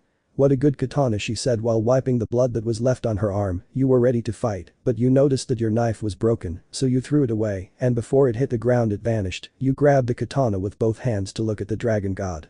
Tienne. Fast regeneration, overwhelming dragonic aura. He is definitely a dragon god, you thought, smiling as you watched him lower his arms to his sides to speak. Trihexa. Why do you protect them? Don't you think they will interrupt our conversation? Said the dragon, smiling, looking at you while you just answered. Tienne. And why would we talk? It's the first time I see you, but I can already say that I hate you. You said seriously while you tightened the grip of your katana that trembled from the strength of your hands. The Trihexa noticed it and smiled. Trihexa. I understand, I hate weak beings. My stomach turns every time I see a weakling, she said, smiling, looking at Issei and Vali. They got angry at the words of the dragon god. Tienne. It seems that you and I have very different ways of seeing things, you said, losing your smile and taking out a serious look bordering on cold. The Trihexa laughed slightly while placing a hand on his waist to continue talking. Trihexa. Yeah. Well, let's see what you say about this wonderful proposal, she said, raising her arm and shaking it, looking at you and saying with a smile that highlighted her fangs. Trihexa. What if you become a dragon? I ask you happily, you just answered firmly. Tienne. No way, you said coldly while the dragon was disappointed by your answer, but he was going to try to convince you with everything he had. Trihexa. I know your strength just by looking at you. You are someone important, aren't you? She said, smiling so that you would answer seriously. Tienne. I'm T, you said without hesitation, but the Trihexa cut you off from what you were going to say. Trihexa. Tienne. If I know you, I can always observe everyone, and before you ask why I want to know who you are, if I can see everything, well, I wanted to know if you would give a different presentation, but it is noticeable that we do not talk much, she said, without giving importance to your words, but smiled to remember what she wanted. Trihexa.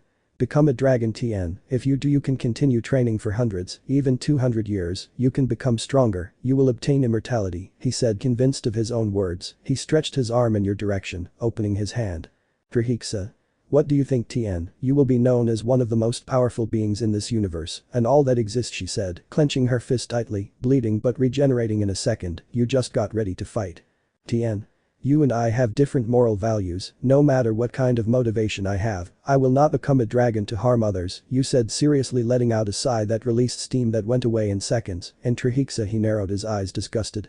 Trihexa. I see, he said as a brown and purple aura surrounded him and positioned himself to fight, and then smiled as he began to laugh madly. The aura intensified for him to scream. Trihexa. If you won't become a dragon, then I'll kill you, I screamed madly to stomp on the ground and jump forward. You copied it by launching yourself forward. Tienne. Path of fire. Unknown fire, you said forcefully as both collided, creating an explosion made of fire and energy. When everything dissipated, Trihexa jumped, remaining head down in the air above you. Trihexa. None of all the warriors I killed until now were of elements, and none accepted my invitation, he shouted while he was still in the air. You just watched and looked for the best way to attack him. Flying with the wind used magic, and you couldn't spend all the energy you wanted. Trihexa. Why? Someone who has lived for a long time, has seen many swordsmen and as such, I do not understand them, there are few chosen to carry the blood of the dragons, he shouted while stretching his arms ready to attack, he said his last words in the air. Trihexa. Those who possess splendid abilities decline horribly, it hurts me to see that, I can't stand it, so die while you're young and strong, she shouted to charge her arms with dark energy and throw 3 punches in the air, the energy of the punches were towards you, with a jump to the right you dodged them, but a stab in your head made you do something. Tienne. Path of Fire. Ripple of blooming flames, you said to spin your katana in a circular manner, creating a barrier of fire, deflecting 4 consecutive attacks from Trihexa. You started running to the right while both of them ran in a circle, keeping the distance between them. Tienne. He hits the empty air with his fist, and the blow reaches where I am in less than an eyelid. If he keeps taking distance, it will be difficult for me to give him a cut, you thought, irritated seeing how he smiled, but when he jumped to launch the same attack and you deflected it, when he hit the ground, you thought. Tienne. I have to get closer. You thought, seriously appearing in front of him. Trihexa, who was surprised and moved back, she quickly reacted to smile with happiness and emotion, charged her arms with magic, and you only charged your fire katana. Trihexa. What a magnificent reaction, speed, shout of happiness starting right there, a fist fight against katana, both imbued with magic and power, both attacked without retreating, at such a high speed that very few were able to see their movements. You made an effort to keep up with him, but little by little you were getting tired. Trihexa. Just like this magnificent sword technique, you're going to lose everything, Tienne, it really doesn't make you sad, I screamed, desperately hitting and colliding with your katana that you were trying to keep from breaking from the strong blows of this monster. Tienne. It happens to every living being, it's natural, you shouted furiously. Issei was trying to get up to go help you even though he wasn't finished healing, but he stopped when he heard you. Tienne. Don't move. If your wound opens you could die, I order you to stay waiting. You shouted seriously and worried for Issei's well-being, who was only upset by not being able to help you. You gave a last powerful cut, as did Trihexa, who gave a powerful blow. He smiled madly but at the same time angry. Trihexa. Don't pay attention to that weakling, she shouted, preparing an attack. You just grabbed your katana tightly to attack hard, making your veins stand out all over your body. Tienne. Path of Fire. Flame Tiger, you said as their abilities clashed, being purple energy fists against a large flame tiger, creating an explosion, worrying everyone. 4 months before. The Kingdom of the Dead. In this kingdom, everything was calm. Let's focus on the castle. There in one of the hundreds of rooms was a couple who were currently attached. The girl was none other than Nyx. She was happy and blushing, hugging someone. This was you who was embarrassed in the position you were hugging her. Both had become boyfriends after a while of knowing each other. You were happy to have someone to spend your life with forever, even though you were the submissive one in the relationship and she was the dominant one. Currently you were resting from the missions. You watched a television that was in the room. You watched a romance series where the wife was unfaithful to her husband with a famous man. Whenever scenes like that happened, it made you doubt their relationship. There were times where you doubted your own girlfriend. She was always attached to the Sekiryuutei. That makes you afraid that she will leave you. Nyx saw you strange. Your sad expression made her worry. Nyx. Tienne, love, are you okay? She asked worriedly, grabbing your face and making you look at her face. When she saw that you weren't going to talk, she smiled to get closer and take you by surprise, giving you a kiss on the lips, which gave you a start when you felt her kiss you. You responded instinctively. They were like that for minutes until they finished. She smiled victoriously when she saw you with your face even more flushed than it was. Nyx. And you'll tell me what's happening to you, she said, amused while you looked away doubtfully, but decided to tell her bad decision. Tienne. Well, I've been thinking that lately you've been with the Sekiryuutei a lot, that I'm worried that I'm not good enough for you, and the Red Emperor has everything that I can't give you, you said, somewhat unsure. She just smiled to grab your head to make you leave your neck uncovered for her to just lick you. That made you blush. Nyx. This is enough, she said with a flirtatious smile, then pushed you and threw you back onto the sofa. You blushed, so she grabbed your face. She blushed, but said these words. Nyx. Good boy, I suppose this is more than enough to prove to you that I am faithful to your heart. Never forget it, Tienne. I, the goddess Nyx, will always be faithful to my future husband. Never get that out of your head, she said with a smile to settle down to rest her head on your chest. She just sighed when she felt your body. You just laughed nervously when you felt her, but you relaxed to hug her. Nyx. I hope we never separate. I don't want to lose you, Tienne. I always want you to be by my side. Do you promise me? She said as she approached you. You noticed her intentions but smiled to say. Tienne. I promise that no matter what happens, I will love you. I will never leave your side. Nyx, I love you, you said, about to kiss her. She smiled with happiness. Before joining their lips she said a few last words. Nyx. I love you too, Tienne, she said, so that they could finally kiss. Something they didn't know is that the promise they made with so much love will be more than just a dream of pain and suffering for both of them, but even more so for the boy who loved her so much, a boy incapable of forgetting the past. The pain of his entire life would be his deepest pain. Currently, end of flashback.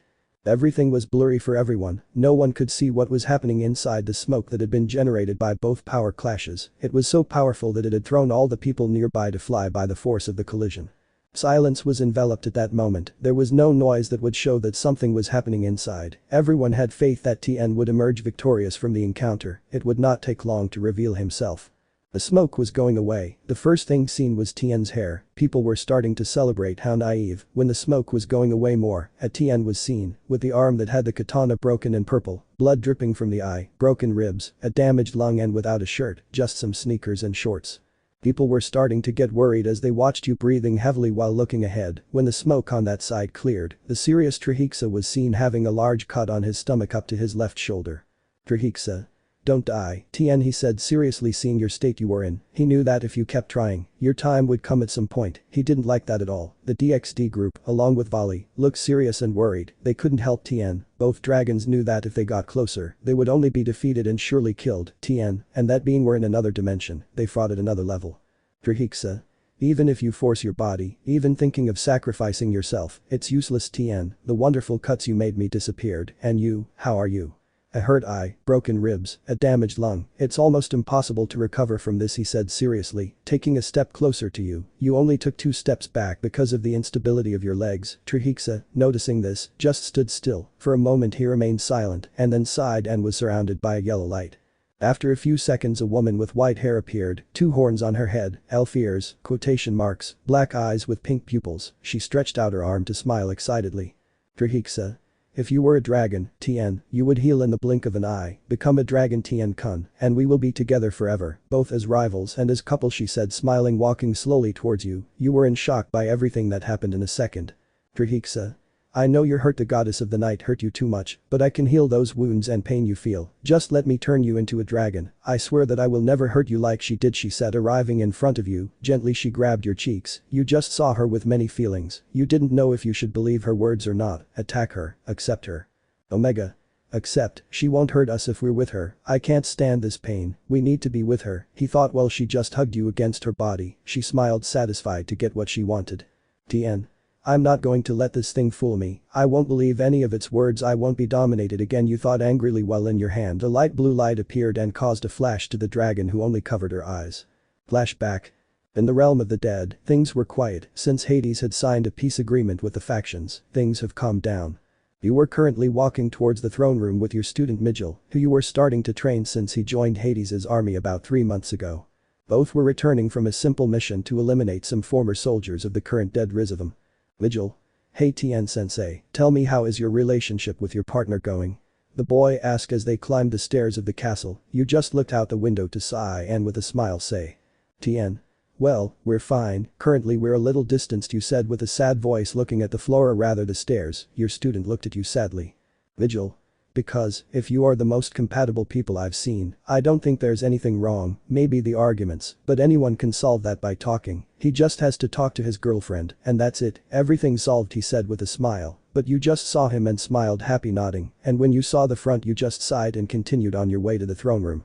You were like this because Nyx, his girlfriend and future wife, has been distancing herself. You don't know why, but every time you come back from a mission and want to spend time, she just says goodbye and disappears until the night. It seems strange to you. At one time you thought she was going to a bar to drink, but she has never come back drunk, or she hasn't shown it. You still don't know the reason, but you are worried about the way she has been acting lately.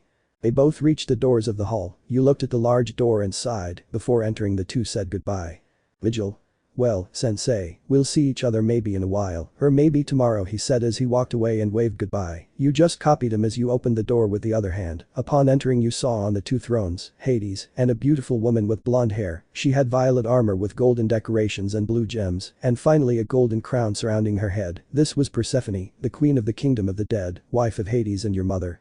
This woman had raised you when Hades brought you. She was like a mother to you. For years she had taught you, loved you and pampered you. You were someone who would give your life for her. You had great affection for her. She was someone important in your life. She taught you something that you will remember for the rest of your life. If you ever love someone, take care of them, protect them, love them with all your heart. If they leave you, it's not because you're a bad husband or boyfriend, it's because they were the right one. Don't worry, move on, the right one will come along one day without you even noticing. They were words that you still didn't know if they would be useful in the future or not, but you will always remember them, just because your mother dedicated them to you with all her love. When she saw you she smiled happily, Hades when he turned around, smiled sadly when he saw you, Persephone just ran to you to hug you tightly, you just reciprocated, your mother's hugs were what made all your worries disappear for a while. Persephone. Oh Musuko, how are you? It's been a while, why don't you come see me, how's my daughter-in-law, why don't you come she said, but was interrupted by Hades. Musuko, translation, male son. Hades. Persephone, let me talk to him, you know what I want to talk about he said as he approached, Persephone just looked at him and then saw you with a sad look, you got confused, your mother was never sad, if she was like that it's because something bad happened, you looked as your father approached to rest his hand on your shoulder, you saw his hand and then saw his face, you could see how he tried not to look sad, even though it was barely noticeable. Hades. Tell me my son where is Nyx now he asked trying to sound serious even though he couldn't since you could notice in his voice that there was pain, anger and sadness, you just looked at the ground thoughtfully until you responded firmly to your belief. Tienne. She's at the mall with the Sekiryuutei girls, that's what she told me today, before leaving you said with a smile while looking at your mom, but with the surprise that she was shedding tears while trying to cover her face, when you turned to see your worried father, you saw him with a darkened look, he just sighed heavily and then hugged you, and a few seconds later your mother did too. You didn't understand anything, you just let them hug you, it was something unexpected for you, they just hugged you tightly without letting you go, so you just stood there without moving, until almost a minute and a half passed and your father spoke. Hades. Lately the factions have called me too much and in one of those I saw something he said with an insecure voice, for some reason you were starting to feel nervous and you looked into his eyes and you were surprised to see him crying, something you hadn't seen in years, when you saw your dear mother, she was just hugging you tightly and whispered sorry for accepting a woman like that, you were getting confused and scared for everything they were saying. Maybe Nyx was unfaithful to him. Is a woman like her capable? A woman who promised him love and eternal fidelity. What was happening? Hades. Yo, son if you're sad, you know you can vent it to me he said while caressing your head, you were already forming an idea of what was happening, you tried not to believe that, she wasn't capable of that right. Hades. I saw her, next to the Sekiryuutei, kissing, flirting and more things, I tried not to kill her right there, but my son, I'm sorry my son, I'm sorry he said while crying, he could feel your tears fall on his clothes, but he didn't care, he wanted his dear son, his only and appreciated son, to vent, he didn't know how he felt right now, but surely he must be sad or worse, broken emotionally. After half an hour of hugging, you moved away from the hug, with your eyes downcast, you only said something that your father expected. Tienne.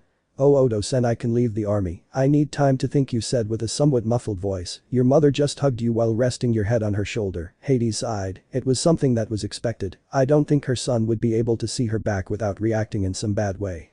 So he approached a table where there were some keys, grabbed them and approached his son, when he was in front of him, he brought those keys to him. Hades. Take these keys, they are from a house I had in Antarctica, I think it will be more useful to you than to you he said, well you only saw those golden keys, you sighed sadly to grab them, your mother approached you and said. Persephone. When you need someone to listen to you and help you vent, we are here she said while smiling sadly, you just hugged them one last time, before walking out the door, and when you were out of the room, you left there were many changes after this. You started living there, it was nice, over time you tried to forget their relationship, you couldn't hate her, you loved her too much, so you just tried to move on the other hand, she only focused on her relationship with Issei, even though as time went by she felt that the spark she felt when she met him was going out, since the girls in his harem tried to keep her away from him, so she always had too much free time, she had forgotten that she worked with Hades, so she didn't go back. Even though one day something happened that would change her forever. That same day. It had been a while since Tienne had left the ranks of Hades, rumors spread quickly through the realm of the dead, but took time to come to light in the rest of the supernatural world.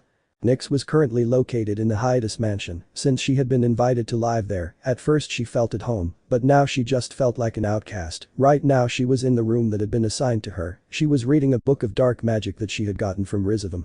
Nyx. Ah, how boring everything is she said while sighing and continued reading until she heard three voices speaking in the hallway, they were Issei, Rias and Akeno, she approached the door and began to listen. Issei. Poor Hades-sama, having the one you consider your son out of your ranks, apart from going to who knows where he said shocking Nyx who did not expect that, Akeno just moaned in disgust, knowing that the boy is missing. Akeno. Yes, he's someone I liked, a dedicated, mature, strong boy, capable of doing anything for his own fufufu, Ice-kun. Why aren't you more like him? If you were like that you would have any girl in the palm of your hand, and your harem would be bigger, she said laughing. Issei just jumped in surprise, and started saying unintelligible words and stuttering. Akeno laughed even more. Rias. It's true that he is like that, we owe one to Oni-sama and the other mass, if we were in a confrontation against him, we would clearly lose, it is better to have him as an ally than an enemy. Currently the leaders stopped their search at Hades' request. It seems he wants to be alone for a while, she said while looking at some documents she had found in a Rizavum base. No one would believe that Nyx was sitting in her bed thinking about Tienne, she felt bad for you. But she couldn't do anything, the boy had been unfaithful to her, she suspected that he accepted missions just to see someone, and somehow it came to pass that he was seeing a lover, then she thought if Tienne had a lover, why don't I? That's how she started seeing Issei and that's how it ended. I don't know if she regretted it, but she felt a small emptiness in her heart, as if something or someone was missing. She believes that with Issei, she could fill that void that Tienne had left her how wrong she was. End of flashback. On the battlefield, Trihexa is seen struggling with some chains that came out of a snowflake.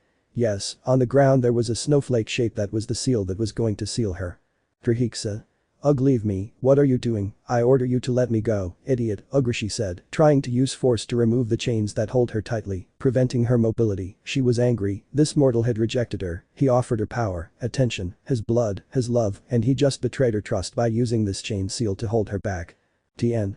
Okay, it's time to end this, you said annoyed while you made quick movements with your hand, revealing a seal like Naruto's that began to shine and rise into the air, starting to crack the air and within seconds, opening a large crack, showing the dimension where the Trihexa was once sealed. Tienne. Okay, your last words, Trihexa, you asked seriously, grabbing your shoulder in pain. The being just remained thoughtful to side, disappointed to look at you and ask. Trihexa. How were you able to see my movements? I felt that during our battle you were able to see and feel what I was going to do before I did it. I felt like it was just the adrenaline of the moment, but now that I think about it, it wasn't normal how you tried to dodge a blow that someone like you was almost unpredictable, she said while seeing you. You just looked towards the crack thinking what to answer. When you finished thinking you decided to tell. Tienne. I used what the biblical god once used in some of his battles, you said expressionlessly, to cover your left eye and 5 seconds later show a more distinct eye. Drahika. The eye of the Sisters of Destiny, she said, surprised to see it, an eye capable of seeing movements that the human eye is not able to see. It cannot be affected by spells and illusions. It is even capable of seeing the future at great magical and physical cost. Tienne. Yes, one day they gave me their blessing and gave me this all-seeing eye of the gods, you said with a satisfied smile. You just raised your arm, and as if using telekinesis, you lifted Trihexa in the air along with the chains. Tienne. Everything ends now, Trihexa, this war is over. I hope you spend another hundreds of years peacefully in your dimensional prison, you said seriously, but attentively. She began to laugh to tell you while she had a funny smile. Trihexa. Ha ha ha ha, I hope you don't regret it when you feel desperate. It was better to be with me than with her. I assure you that I will have fun seeing your scared face, knowing that you could have avoided that future, ha ha ha ha, she said, making you angry. With all your strength you threw her into the crack. Well, it closed. Her words stayed in your mind, and you didn't know why, but one thing was clear, it wasn't good. When you calmed down, you felt a sensation of pain that ran through your whole body, and when you realized it you fell to the ground without being able to stop. You couldn't move, you could barely see with one eye, since the other was full of blood, which didn't let you open it. Out of the corner of your eye, you saw a blurry shadow approaching, but you recognized its violet eyes. Tienne. And Nyx, you said in pain, trying to stay awake. She smiled to turn you over so you were face up. She began to caress your cheek without saying a single word, then with a finger she removed the blood from your eye, avoiding touching the wound. Nyx. Don't worry, Tienne, now that I have you in my hands, you will not suffer any more pain, never again, she said, getting closer to you. Before you fainted you felt her lips connect with you. Her soft lips were the last thing you felt before falling into unconsciousness. Flashback. The smiling Nyx walked through the halls of the castle of the kingdom of the dead. She had returned for a reason to find Tienne. Well, yes, she had realized that what she felt for Issei was just a friendly affection and not true love. The one who gave her that love was Tienne, who had been looking for him for several weeks, almost completing 2 months since she was looking for him. He's been searching everywhere, he's been through several countries quickly, like, no idea. The only place he hasn't searched yet is Antarctica, so now he's heading there. Antarctica. The magic circle appeared in the middle of the snow, where Nyx appeared. The second she was there the snowfall hit her face, feeling the snow touch her skin. A few meters away, she saw a yellow barrier inside, she could barely see some orange lights. She decided to cross the barrier, entering inside it. When she was there she saw a house made of stone, bricks and wood. She noticed that all around her was full of animals like seabirds, seals and penguins resting there. She noticed that some were resting on mattresses or things made by people. She heard the sound of the door opening, turning quickly she saw her dear Tienne, she smiled, but it vanished when she saw how he didn't notice her presence. You went straight to a seal that she sat near, and you petted it. But the second you froze, you felt the energy of someone you knew behind you, you didn't know what you were doing, fear ran through your whole body, you didn't want to turn around to see, you knew that the woman who hurt you was behind you. You knew the pain was too much, but you couldn't avoid it, so you just turned around little by little until you saw her, she was crying, and the first thing she said when she saw your face was, "Nyx. Tienne-kun, let's go back sniff please forgive me," she said kneeling down resting her head on the ground while tears fell in the snow, she couldn't, the pain of a bad decision ate away at her. You just looked at her, without saying or doing anything, just seeing her cry, you didn't know how to feel, you just wanted her to go away and never see her again, you felt and knew how something dark was growing inside her, it was clear that if that darkness came out he would get hurt, so the first thing that crossed your mind was to reject her bad idea crack. Tienne. I'm sorry Nyx, but we can't go back, you're already living your life with the Sekiryuutei and I'm just living my life here, I hope you understand you said nervously trying to hug her as a way to comfort her, but she hid your hands while tears were still coming out, she just showed an angry expression. Nyx. No, I'm not going to let you abandon me, we've spent too much time together to leave it all in the past, we will go back to be what we were and it doesn't matter if you don't want to she screamed to throw herself at you to grab you, but instinctively she hit you, and you ended up crashing into a wall of the house, smoke rose, she realized what she did and started to panic. You came out of the smoke, touching your head, where blood was coming from. Seeing your hand full of blood, you just stared at her, who was just scared. She tried to grab your arm to help you, but you roughly took her grip off of you. This surprised her, but she understood your fear. Nyx. I'm sorry Anata, it was just an impulse of anger, forgive me I won't do it again she said, but you interrupted her. Tienne. Go away, just go away, I don't want to see you again, you're crazy, I feel like you're not in love, you're just crazy, you said upset taking steps back and staggering, causing you to almost fall several times, she just looked at her in surprise and disbelief, this was not the way her Tienne acted, her Tienne, the one who loved her unless he was no longer in love with her, no.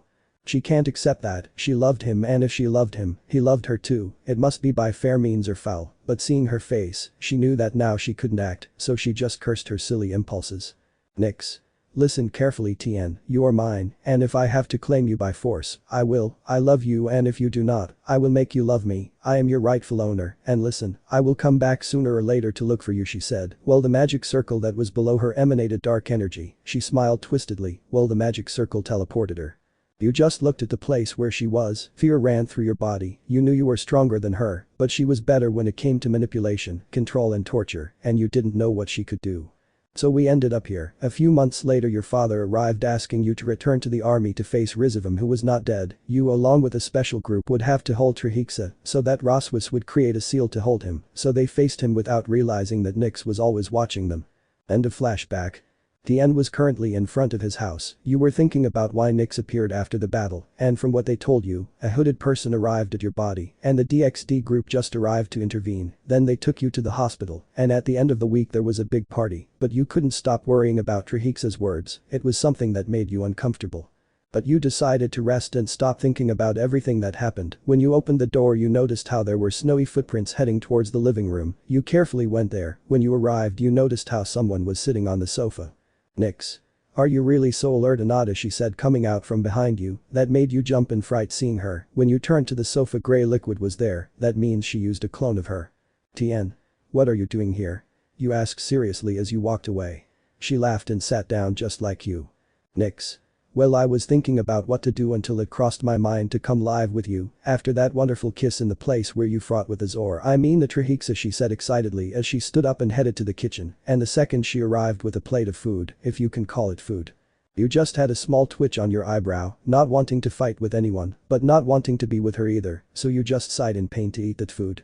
And the days have passed, their coexistence is neither bad nor good, she helps in the house, cleaning, shopping or helping to feed the animals that arrive, she tries to cook she tries, there have been moments where you felt her gaze fixed on you, you usually don't give it importance, but she smiles crookedly. At one point you heard her say in a whisper. Ah he's always so beautiful that I want to kiss him. That gave you the creeps, but you thought it was just your paranoia. Some days when you went to buy supplies or important things for the house, she was extremely possessive and aggressive with the girls who approached you. Little by little your relationship tried to take it further. When you were relaxed, she arrives, sits on your lap and starts kissing your neck, leaving very visible marks that makes you blush and makes you nervous. The other day she said that if they were in a relationship again, she would still be the dominant one. That made you laugh slightly. Even though these days you have been spending time with the Sekiryuutei and his friends, which causes Nyx to get jealous and furious, which has led to several arguments that end with both of you not seeing each other for several days, since you stay with Hades and Persephone, and when you return she is crying and apologizing all day. Even though you were now returning from a trip with the boys being Issei, Vali, Taji, Kiba, Sarah again Razer for a change, you hadn't told Nyx, so she must have been worried about not finding you, so to avoid problems you came back. Now you were opening the door seeing the whole house in darkness. As you approached the living room you searched in the darkness for the button to turn on the light. The first thing you saw was Nyx sitting with her arms crossed with a dark look. She just remained silent, which scared you quite a bit. The silence was uncomfortable, which made it quite terrifying. She slowly got up and approached you slowly. You just stayed still, any idiocy, and you would end up 3 meters underground. When she was in front of you, she just stood still with that withering look on her face. The tension was felt in the air. You were a little scared and you didn't even know why. She was just breathing heavily, while her eyebrows showed the sign that she was angry. You just brought your arms closer to hug her and calm her down, but the least you expected was a slap from her. The shock showed on your face. That action was the least expected by you. She finally showed her angry face. The second after slapping you, she grabbed your shirt to make you look at her. When you looked into her eyes, you saw her fury in all its splendor. Nyx. Can you know where the hell you've been all day?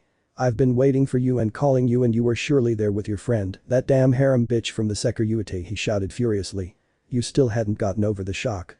Why had I reacted like that? You had only gone out with your friends. How bad was that? Nyx.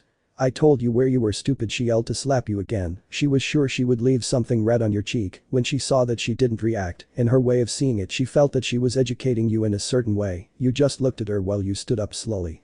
Tienne. And why are you reacting like that? If I was with my friends for a while, nothing more, you said seriously. She only got angrier to get closer to you to grab your wrist. Nyx. I have to know where you are. As your owner I must know what you do or who you are with, and besides I don't trust them at all. They will surely do something stupid and you will end up with some damn bitch who will take you away from my side. She screamed, about to slap you again, but she never got there because you avoided it. She was surprised you just looked at her angrily. You let go of her while you took a step back. Tienne. How many times have we talked about this? You are not my owner, I do not belong to you, and I never belonged to you, so stop talking like that about my friends and people. I'm sorry Nyx, I thought you had changed. But no, tell me, are you leaving or am I leaving? But we will never have that relationship of owner and slave again, is it Akug? You said angrily, but after blinking you saw her fist hit your stomach, and seconds later you ended up on the floor while spitting blood. She walked up to you and grabbed you by the neck, making you spit blood, which made her fall on her head, then she threw you against a wall. The crazy smile appeared on his face. It hit you in the stomach that made you groan in pain. Nyx. Tienne-kun, didn't you understand? You are mine. If you don't understand it the good way, you will understand it the bad way, she said to hit you in the face, then another and another. It continued like this throughout the night. Days later.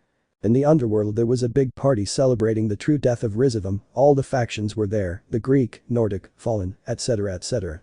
You were walking with a smile next to Nyx, who was holding your arm. You saw how several women you didn't know smiled at you or said something to you. Every time that happened Nyx strengthened her grip on you. Everyone was gathering for the toast, and before going, Nyx grabbed you tighter so you would turn to look at her.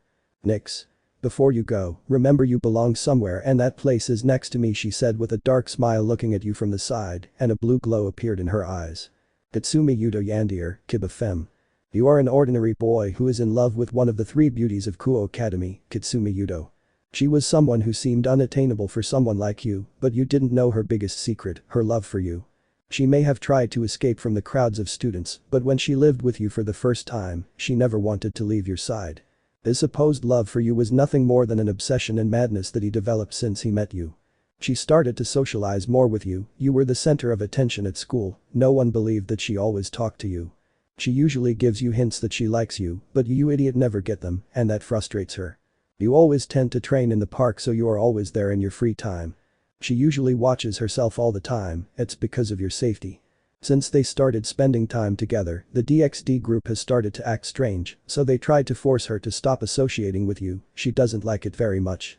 After a while they consider themselves friends, they always go out and sometimes they stay overnight at each other's houses. That's bad. When you both sleep together, she takes advantage and watches you, takes your things to keep them for herself, even kiss you all night. They both like to eat away from others to avoid being interrupted while relaxing on the walkway near the PE field. To protect what is hers, she sought out Rizavum, she would be his spy in the factions in exchange for power, and she obtained a lot of power. Now being stronger than the Gremory nobility, he eliminated all of them. They were a hindrance to his relationship. After a while, almost a year, both confessed what they felt. You condemned yourself. At first they had a nice relationship, but over time it became more and more toxic. She intimidated any girl who approached her, even getting into fights with them. You thought she acted like that because she was only protecting you in a way she did, but you never knew that she killed the girl she fought with. One day you discovered her and you were traumatized. She tried to explain herself, but you didn't pay attention and ended up knocking you out. He chained you to a bed in a mansion unknown to you, where he corrupted you. She, after speaking for the last time with Rizavum, she killed him and absorbed more power. For having so much power, she obtained immortality, so the only thing she could think of was to give you immortality too. She couldn't imagine that she would live forever and you would die, leaving her forever. Tsubasa Yandere. They have known each other since childhood, apart from being neighbors. Until they were 7, they were both friends. Their parents even wanted to get them engaged. For you it was something uncomfortable, while for her it was a dream come true. One day before her 8th birthday, you had to go to England. That devastated her. From that moment on she became someone serious but stopped being polite. For several years it was like this. He joined the nobility of Sona and thought it would always be like this, with his unrequited love for his childhood friend, until one day. He had appeared, you had returned from England, now more different. You are a descendant of royalty, son of a Kalem, beings with great power, you are a king. It should be noted that in this universe, the existence of the supernatural is known, and there is a kind of alliance between humanity and the factions. When she met you again, she only burst into tears and screams of happiness. She was the happiest woman now for now. You had come as part of a deal with the supernatural, to marry Sona Citri. Tsubasa, upon learning from her mistress's word, burst into anger. It was not fair that she, who had waited for him for several years, was not the one to marry him, that she, who did not even know each other and were already about to get married. This was just a whim of Sona, a wish she asked her one Sama, and well, you already know how Serafal is with Sona, right? She now had a goal, and it was to cancel that engagement, and she was going to do it by fair means or foul. So we started with the time where at first he gave you gifts, took you to his old favorite places away from Sona. When no one was looking, she would practice with a punching bag that had a picture of Sona's face on it, how she would finish the bag after training and unleashing her fury. He usually gives you hints that he wants a relationship, and you'll never understand how stupid you can be. One day you ask her to go to the castle that was there in Kuo. I don't know who comes up with the idea of building a castle in a city, but oh well, I'm not saying anything. They let her into your room, and well, what she saw almost caused your death. There were some maids taking off your clothes and grabbing more clothes from the furniture. Then she realized what was happening. They were just helping you change. You were just lazy and half asleep to change yourself. So almost 2 months passed, trying to make you fall in love with her, but she never managed to get your attention. You only saw her as a friend that destroyed her, but even more so when she heard some news. That in 2 weeks will be your wedding with Sona, that destroyed her mentally. Then as revenge, I kill Sona and all the guests at the wedding, using an experiment by Azazel, along with the abilities of the mass. When you arrived at the altar, you saw everyone dead while Tsubasa with one hand pierced Sona, an image you will never forget. From that moment on he has you with a collar. He almost takes you everywhere, but he almost hits you. He usually treats you like a spoiled prince, pampering you, cooking for you, etc. etc. He killed all your maids and burned the bodies to avoid suspicion. He made fake resignation letters. She tortures you little by little so that you fall for her. With time she succeeds. One day she decided that they would get married, and within a month they were husband and wife. At night he takes the opportunity to bite you and leave marks. He kisses you when you least expect it. They lived almost 500 years until they both died. If you thought you would escape from her, well, I'm sad to tell you that you couldn't. For millions of years you were reincarnated in the same world, and she always ended up obsessed with you, which causes her to end up killing all your loved ones and forcing you to be with her. Anada, you won't leave me, you never will. You and I are destined to be together forever and nothing will stop it. Zarina Gremory Yandere, Zeodicus Gremory. Context of your story. You are a human recognized by the supernatural, a human who created his own sacred gear in the past, and you became part of Zarina's entourage who was enchanted by your abilities. She thought she could marry you, but ended up married to a man from the Baal clan. You have your skills. They met in the faction war where the biblical god and Lucifer were. She was super happy and delighted to meet you and almost ordered you to join her. You hesitated but nothing but a few dog eyes wouldn't convince you to join. After that time passed and you became fond of her to the point of loving her, she also fell in love with you. You were her bishop, but you look more like her queen than a bishop, you were always with her, you were in charge of protecting her when the heirs, almost clan leaders, met, you were always giving her a hand among other things. After a few years of war, she decided to confess her feelings to you without knowing what would happen. You would also confess what you felt. Her parents told her that she would marry the heir of the Bale clan, that devastated her, she began to insult her new fiancé, she said insults, she compared him to you, saying that you were better and etc. Her parents had no choice but to erase her memory so that she would cooperate, you were told that she accepted the marriage, that broke your heart, so you accepted but decided to leave Zarina's entourage, her parents were hurt to do that, but it was to keep the demons pure. Years passed, she had 2 children, one ended up taking the position of Demon King Lucifer, and the other was attending the academy, that's where the problem lies. One day, her daughter returned to her nobility, and now with the Sekiryuutei at her side, but she noticed how Akeno was very distracted, I wish she hadn't asked. She didn't want to say anything, but Rias told her that she was in love with the vice principal of the academy, when he showed her an image, she didn't know how to react. It was you had become the vice principal of the academy, she didn't know what to say, she felt like she knew you from somewhere, so she just uncomfortably congratulated her. At night she was alone, since her husband was with his harem, so she spent her time wondering why she felt very uncomfortable and angry that Akeno was interested in you. After thinking so much, she fell asleep. The more she slept, the more blurry memories came to her mind. She found a huge padlock, and when she opened it, she regained her memories before her parents erased them. When she saw her own memories and saw what your face was like when she remembered that she said she accepted the marriage, that hurt her, and she swore that when she woke up she would look for you and love you forever, as it should have truly been. When he woke up, the first thing he did was kill his wife, then he created a fake body and faked his death. The news reached the whole world, no one believed that the patriarch and matriarch of the Gremory clan would die. You were living a quiet life, for years you tried to forget her, but you couldn't, she never left your mind, but you knew that she did. One day you were coming back from the academy tired, until when you entered, the first thing you saw when you entered the kitchen was Zarina cooking. She was just there almost all night and the next day pampering you, kissing you and taking care of you, she forced you to stay home and not go to the academy, she wanted to prevent you from going to work and meeting Akeno. The next night she went to where Akeno was and she killed her, she didn't want women interested in what belonged to her. So time passed and both of them loved each other, with time you didn't care how much she would kill you when you loved her too much again, you didn't care. Time passed and no one ever found her, they both got married, they had many years together, when they both turned almost 800 years old, they had their first child. So both of you lived for years, she would kill any woman even men, you two over time developed an obsession with her, and also with men and women. Just don't go away, I swear I'll never forget you again Anata. Nyx Yandere. Background of your story. You are a boy with a sacred gear stolen from Rizavam, it is one that gives you the ability to use your own flesh cells to create limbs for combat, you are also able to regenerate. I know that in Tokyo Ghoul they use RC cell phones, but I preferred to make a change so there you have it. You are a soldier of Michael until he sends you on a mission with Rias, her entourage and Valerie's team with her, that's where everything changed. They found a Rizavam base, they faced many powerful enemies, they were losing, even Sekiryuutei arrived with his nobility, but it still remained the same. To avoid the enemy attack, you hid in a room. When you inspected it, you found a strange artifact. You decided to use it when guards came in and there was a change. Rias and her peerage along with the others found you after you killed the guards, from that moment you changed.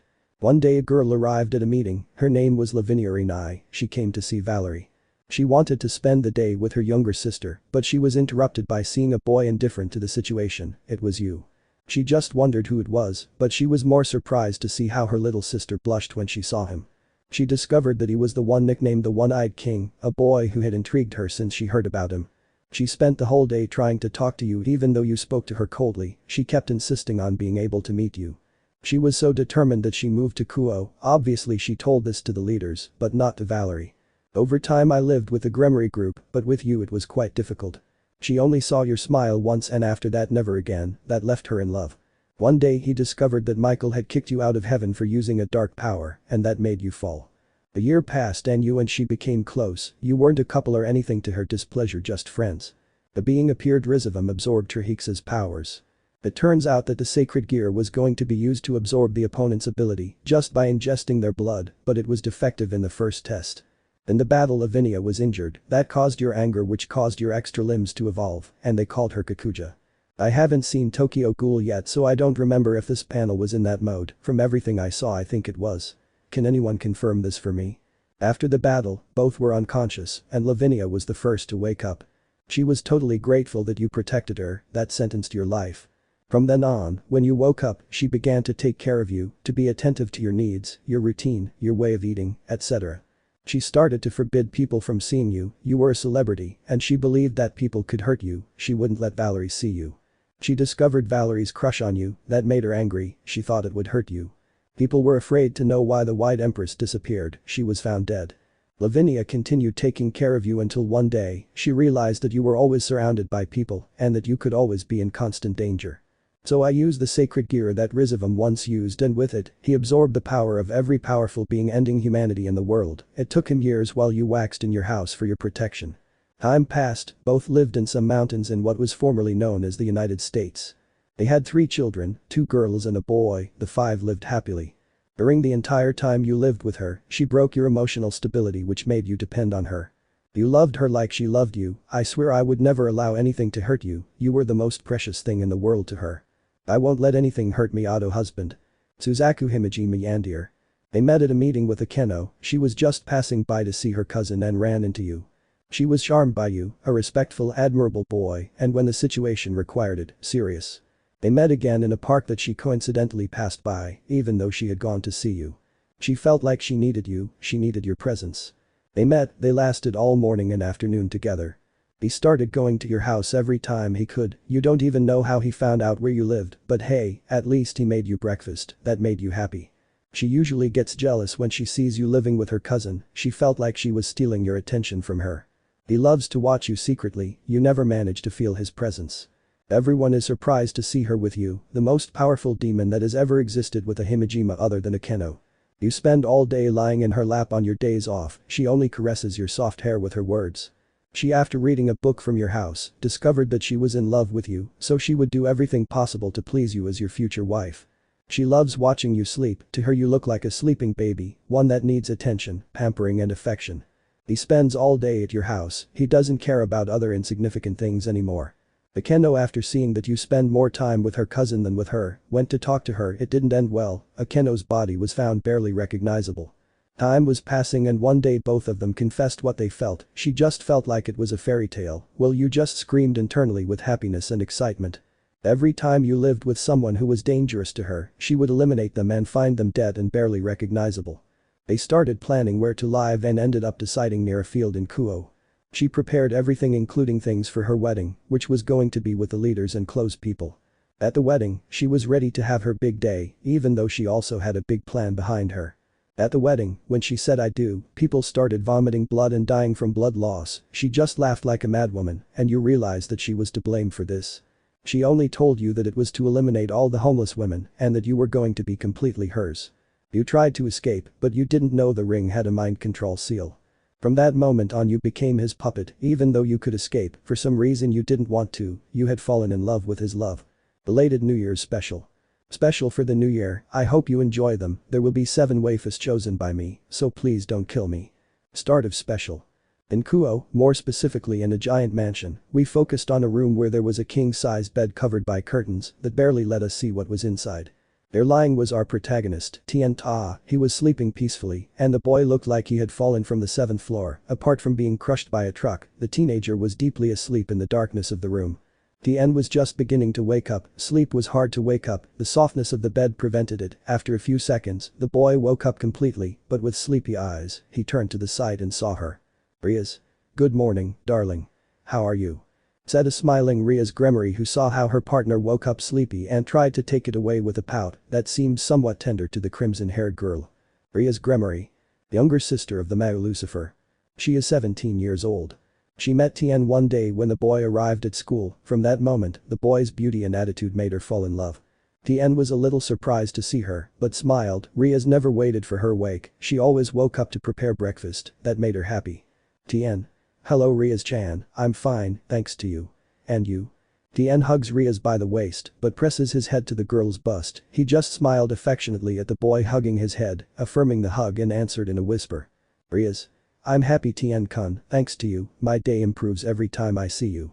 He said showing affection in his voice to Tienne. The haired TC just smiled from ear to ear upon hearing his partner's words. He approaches him calmly, while giving him a light kiss, which surprised Rias, but when she realized it, she smiled internally and reciprocated the kiss. But they couldn't continue when they felt something moving under the sheets. They were both intrigued and surprised to see that, and what was underneath was on top of them. It felt like the hands of that someone were there. And from there comes a black hair with purple eyes and an adorable smile that saw Tienne happy. Bakeno. Tienne has woken up, her senpai must take charge. Bakeno Himejima. Daughter of a Gregory cadre. She is 17 years old. She fell in love with Tienne one day she met him in the schoolyard. After a talk she was convinced that he was the only man she should love. Tienne. Ayakeno no. Rias. Ayakeno. What are you doing here? Weren't you in the kitchen preparing breakfast? The heiress of the Gremory clan asked her queen, upset, watching her explore the semi-naked body of her beloved, something that made the girl jealous. Bakeno. Yes, we're done, we were waiting downstairs thinking you would wake him up, but it seems you stayed enjoying Tienne without us. Bakeno mockingly says to Rias while she glares at her. Akeno doesn't care and addresses her kohai. Bakeno. Tell me Tienne, how do you feel? Asked a smiling Akeno who hugged the boy's neck, pressing her bust to the boy's torso who only blushed. Tienne. I feel good Akeno-chan, and even more so seeing you both. Bakeno. Ow my kohai is so adorable, I think you deserve a reward. Bakeno says with a not so good smile, and when she deigned to do so, Rias places her hand on Akeno's face to push her away from you. Rias. Well as Akeno said, let's go downstairs to have breakfast, it's ready, no Akeno. Says Rias, who glares accusingly at Akeno, who only nods disinterestedly while putting on a piece of Tienne clothing. Tienne. Akeno and what do I wear, you just stole my clothes. Says a surprised Tienne, since the clothes Akeno was wearing were the ones she used in the mornings, he just laughs softly while Rias answers. Rias. Go without it, the pants are more than enough, besides if you show your muscles you will show who is in charge in the house. Akeno. If you would show who the man of the house is. The girl says amusedly as she heads for the door to leave. Tienne just looks at them indignantly. Tienne. Yes, if they have the fetish of always dominating me, I look more like the woman of the house than the man. You thought as you followed the girls through the halls of the mansion, you were surprised at how you ended up with a big mansion as a home, you didn't know it, but it felt good to know that for a moment in your life, you could enjoy the luxuries of having a millionaire partner. When you got to the living room, you didn't see anyone, but when you entered the kitchen you saw the table full of food for breakfast, and you saw a gray-haired woman with the same gray eyes, she had a pink apron, and was wearing a white t-shirt that looked familiar to you, it seemed that she was beating a mixture that had chocolate in it, she passed her finger and tasted a little, but when she noticed your presence, she pointed that finger at you and smiled. Rafia. Honey good morning. Did you wake up okay? Rafia Lucifuge. Ex-wife of Mao Lucifer. Appears to be between 20 and 30, but may even be over 100 years old in my opinion. He met Tienne when Rias took him on vacation, the boy helped him in everything he could and tried to get along, and when Milikas was kidnapped he saved him, that gave the woman a crush. Tienne. I woke up fine, Grafia-chan thanks for asking. Tienne said, he approached her to hug her, he just took advantage, and gave her a little kiss that the other two girls looked at with jealousy, but more the black-haired one. Bakeno. Why am I the only one who can't kiss Tienne-kun? She said indignantly as she approaches both of them and snatches Tienne from Grafia's arms, causing her to almost throw the mixture, and when she had it for herself, she kissed him in front of Rias, who had a prominent vein, because of how insistent and cursed Akeno was in the sense of monopolizing Tienne. But she just sighs and tries to calm down, so as not to kill her at that moment, after almost an eternal minute, she lets go of you. Bakeno. Ready I'm satisfied Tienne. The purple-eyed girl said seductively well you only had spiral eyes and a silly smile, making Grafia laugh as she finished preparing breakfast. Grafia. Breakfast is ready. He said with a smile as the four sat down, you noticed the others weren't. Tienne. And the girls. Grafia. I really don't know they said they had things to do. Tienne. Okay, let's have breakfast. Somewhere else. In a dark alley, in the background you could see someone crawling, it was a woman who had one leg separated from her body, all bleeding. Please let me live. I promise not to get any closer to you. Please. The foot rested on the woman's back, the person had a dark sadistic smile, she was a woman with blonde hair, fox ears, 10 kitsune foxtails, she was wearing a yellow kimono with black arms and yellow skulls. Isaka. Leader of the Yakai faction. She looks like a woman of 20 or 30, but she can be up to 100 years old. She fell in love with Tienne when he saved her life when he faced Cao Cao, from that moment she became his partner. Isaka. There's nothing to confirm that, so I don't want to take any risks. Isaka placed her hand on the back of the girl's neck, who only had a look of terror. She didn't know what that woman could do, but it wouldn't be good. The woman's body was then surrounded by blue flames that charred her in a second, preventing unnecessary suffering. Isaka. Good, one more plague eliminated. What do I do with these bodies? I turned to see several women's bodies, dismembered, unrecognizable, etc. and etc. I think we should burn them. Better to save them somewhere and then see what we do. Two women appeared next to her, both smiling at that, and Yusaka was confused at not seeing someone. Isaka. And Kaneko. They returned home to prevent Tienne-kun from suspecting anything. Said that woman with a lively voice. Yusaka smiles to summon a magic circle under the bodies piled up by the other woman, making them disappear, leaving no trace. Isaka. Well, let's go home. I want to see my dear Tienne-kun. The monkey. This one was lying on the couch while he had an albino girl with hazel eyes. She had cat ears on her head and a cattail. Kaneko Taoju. One of the last two Nekomatas. She is 15 years old. She knew Tienne when the boy managed to make her emotionally vulnerable with words. From that moment she fell in love with the boy. You caressed the head of the Nekomata, who enjoyed the caresses of her partner. You just laughed while Rias, Okeno and Grafia looked at her with jealousy. Kaneko. Nai, I love senpai's caresses. She said she was happy to feel your soft touch on her head and ears. It comforted her a lot. Her tail moved calmly. Tienne. I know, you're asking too much of me, Kaneko-chan. You said with a loving tone while a vein stood out on the heads of the three. The Nekomata stole Tienne's attention. They were not going to allow that. A person throws himself on you, crushing you, and also Kaneko, who only got angry because of that. This person was a woman with orange hair, violet eyes. She was wearing your clothes, with a necklace that had a cross on it. Irina Shido. Is 16 years old. She fell in love with Tienne when he faced Kakabiel, protecting her with his body. From that moment on, she fell in love. Irina. Good morning, Tienne-kun. How did you wake up? The lively angel asked the boy who was recovering from the blow. Kaneko looked angrily at the girl for ruining the moment with her senpai. Tienne. Fine, Irina, a little tired, but I'm fine. He said with pain while he saw the angel, who smiled without waiting any longer. She planted a kiss on you that you didn't expect, but you didn't reject either. That angered Kaneko even more. Irina. It's always best to kiss you, eh? Kaneko had kissed you, which impressed everyone, since Kaneko never kissed you, but it seems that today she changed her mind. Kaneko. Senpai, I stopped always kissing everyone, you silly senpai. You just laughed nervously while two people came down the stairs wearing pajamas. They were Yusaka and a woman with brown hair and purple eyes. She looked like Ria's sister, but she wasn't. Venolana Gremory. Ex-wife of Zeoticus and former matriarch of the Gremory clan. She has the appearance of a woman of 20 or 30 years old, but she is almost over 600 years old. She fell in love with Tienne when he showed the affection he had for Rias and realized that he was more faithful than Zeoticus and promised to love her forever. Venolana Yusaka. Good morning, Tienne-kun. Tienne. Good morning, Yusaka. Venolana. When did you arrive? Venolana. Just now, Tienne-kun, although I don't think you've noticed, you can't detect magic circles that easily. Tienne. Right, I forgot. Venolana approaches you to gently hug your head, resting it on her bust, and then give you a soft kiss. Isaka. Move, Venolana, don't get ahead of yourself. Isaka approaches too and steals you from Venolana's hands to give you a loving kiss. Rias. Okasama, Yusaka-sama. She said, now angry. She approaches and throws herself on you, hugging you possessively. Then a smiling Okeno approaches to hug you too. Okeno. They are really greedy. Grafia looks at the girls with a nervous blush. She didn't think they would do that, but she didn't want to be left behind, so she just approaches and hugs you gently. Tienne. They are really sweet. You say with affection. The girls laughed while you were just hugged by them. None of them stopped giving you kisses or caresses. Tienne.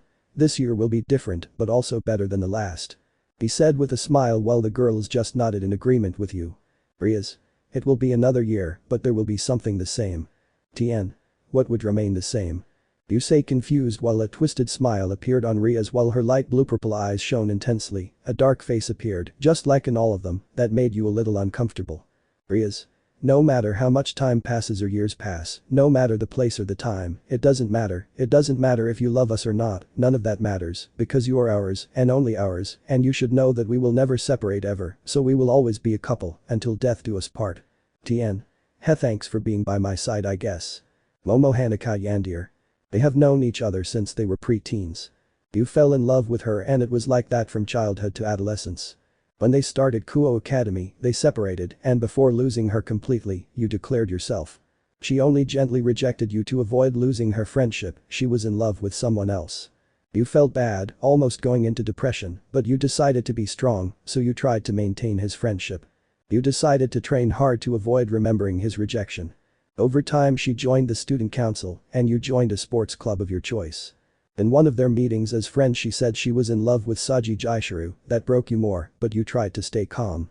At home you destroyed everything you found and repeated why she fell in love with him and not you. For much of the year you were watching her to the point that you seemed like a maniac chasing her love. She was aware of that. One day she decided to end this, she called you and shouted that her friendship was over, that the boy she considered her friend and secret love disappeared. She loved you, but always seeing you with Kaneko, she developed a feeling of inferiority towards her, so she thought you had fallen in love with her. That completely broke your mind, the pain in your heart was great, but you realized something, she was not the right woman for your love. After that came the next year, you moved up to second, things had changed, and first was that Momo had changed, she was cold and distant with everyone even with Saji. Second, you got over Momo but fell in love with Kaneko, and the two of you became a couple, you were the Yandere in the relationship, and that bothered someone. After a year, Momo understood that you were important to her, and that you were just in love with her, and that it was wrong to reject you, it was a stupid decision, and that Saji couldn't replace you.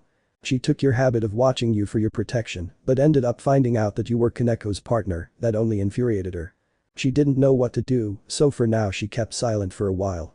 He decided to have his old relationship first, it was hard, but little by little they became friends again. Time passed and she tried to get you away from Kaneko, but she was persistent, it was a bad decision. She managed to lie to Kaneko so that she would arrive at an abandoned place in the school, and there she killed her, but you saw her.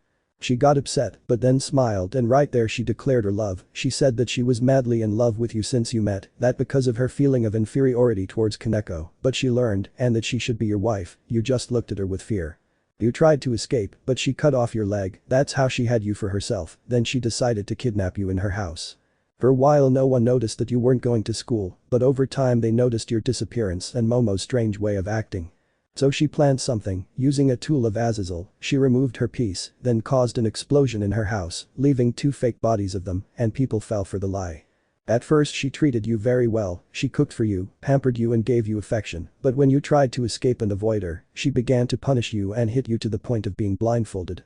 She took advantage of the fact that you were mentally unwell and began to manipulate you in a big way.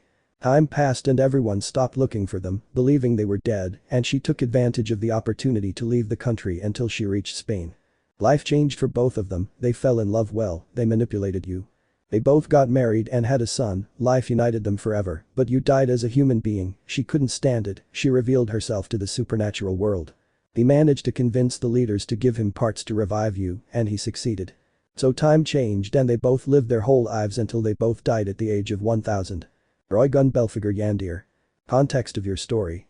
You are a ninja who trained since childhood, you became the well-known Red Ninja, you joined Issei's entourage. I haven't seen Ninjago in a long time so I'm going to improvise. Since you were little you trained with a man in the mountains until you became a right and correct ninja. In a confrontation you had with a group of renegades, you met Issei and Rias who each had an entourage. When you saw Issei's passion for fighting, you were convinced to join him, even though Issei only fought like that because Rias promised to touch his breasts.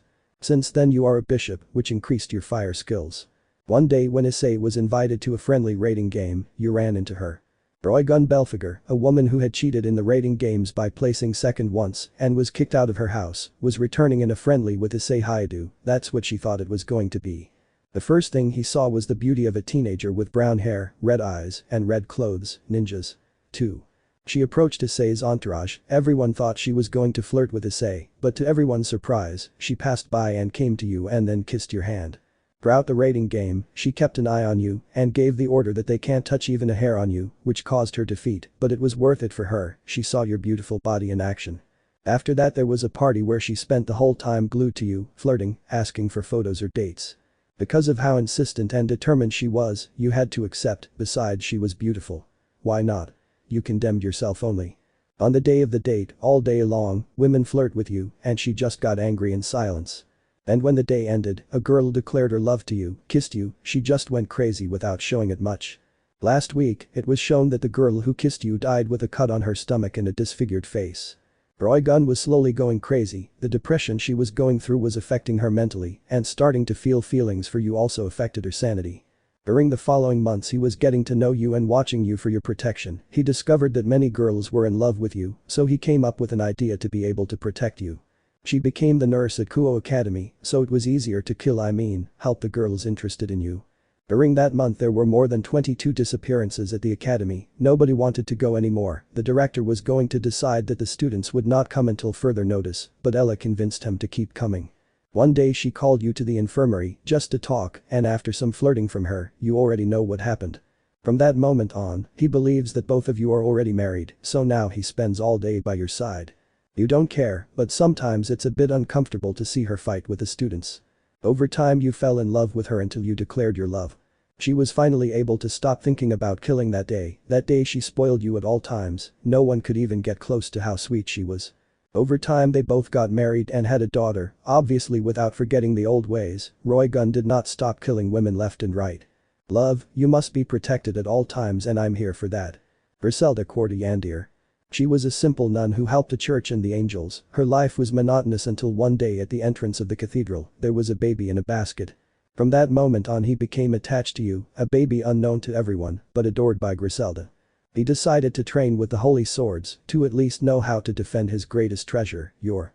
Everyone always saw her with you, and surprisingly you didn't cry during important silent moments, which everyone there liked. Everyone there knew you as the baby of the angel court, a good name for you. The years go by, and every day Versela's affection for you worsened. Her affection and love as a protective and strong mother was turning into the obsessive and possessive love of a toxic lover. You, at just 14 years old, were already training with the local priests and nuns to be as strong as your mother, and seeing you with so many nuns caused extremely aggressive jealousy in Versela. Throughout the next day they had an argument where she forbade you to talk to any other nuns other than her. One day Xenovia court arrived, considered Versela's younger sister. For her it was all happiness and excitement to have her 2 children with her, but it changed when she saw how Xenovia asked you to give her strong children. She wanted to kill Xenovia, torture her, slit her throat, etc., but she couldn't because there were a lot of people in the church and she was always with you, so things became too complicated for her. For a while she was acting more possessive than normal. You were with her all day, she didn't let you talk to anyone, she trained you herself and always forced you to sleep with her.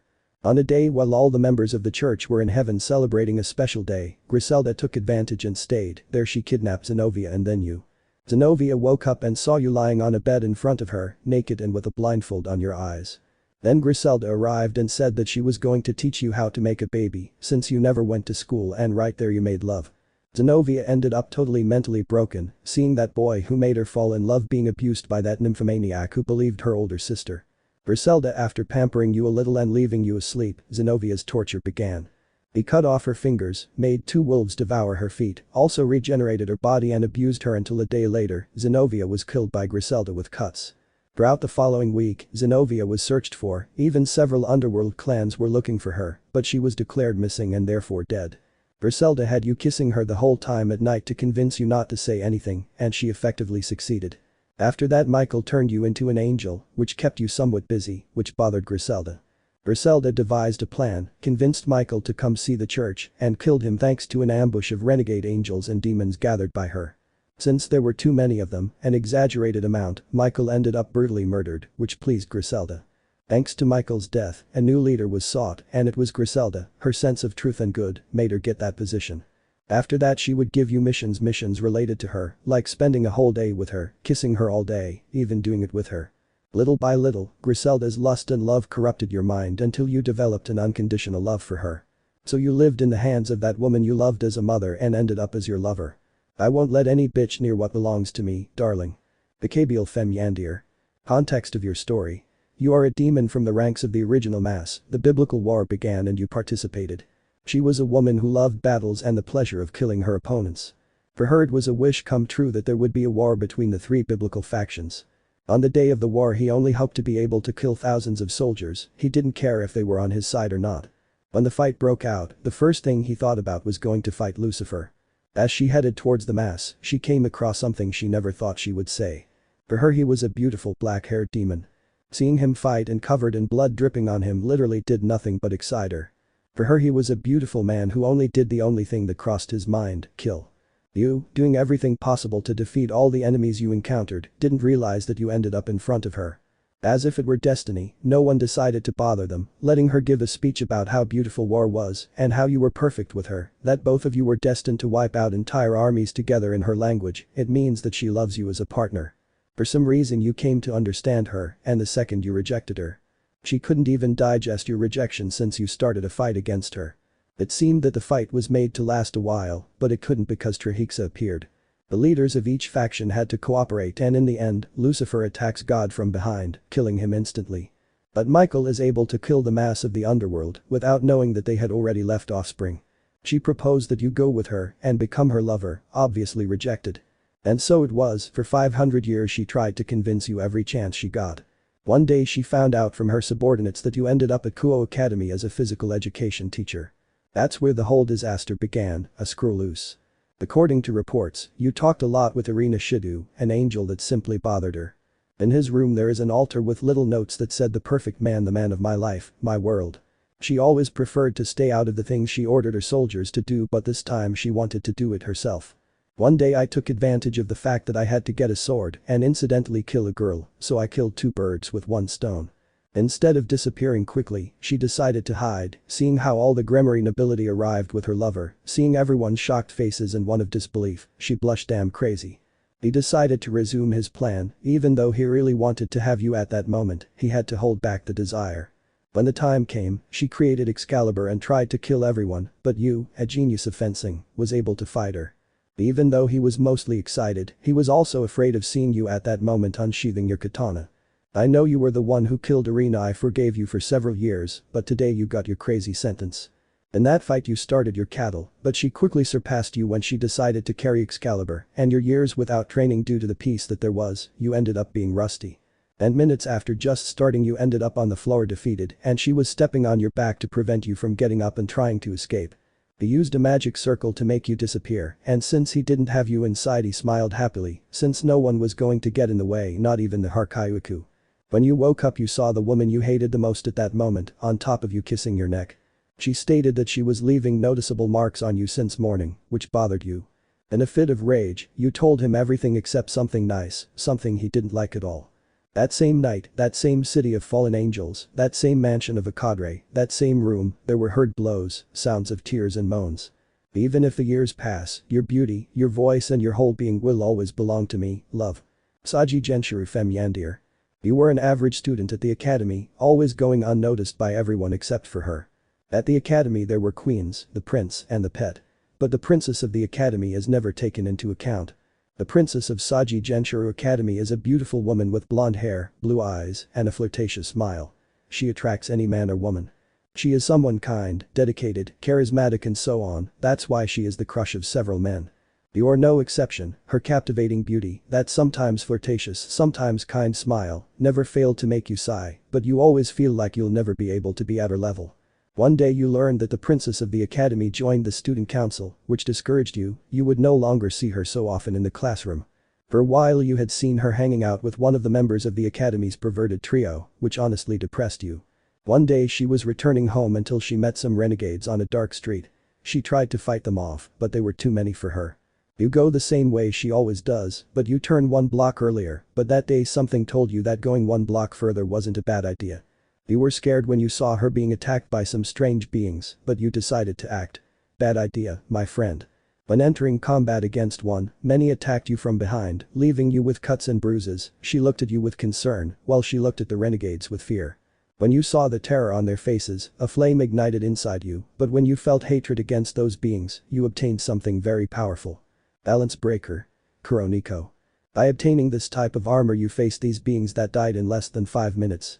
When you finished and saw her blushing face and the previous humiliation you received, you decided to escape to avoid embarrassment, hoping she wouldn't remember your face. She remembers it perfectly.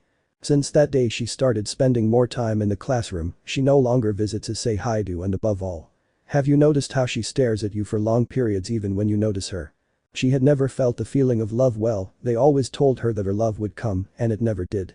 Until one day she met Issei Haidu of the Gremory clan. He certainly seemed cute to her and with whom she would like to have a friendship, but the more time she spent with him, the more she liked him. She thought it was love, but it was just love. She started going out on dates with him until one day. One day she was returning home after a productive day at the academy until she was attacked by renegades. She tried to confront them, but being more inexperienced, she lost, and when she saw her end near, he arrived. At first he was easily defeated, but after being knocked down, he awakened his sacred gear, a mysterious one to me.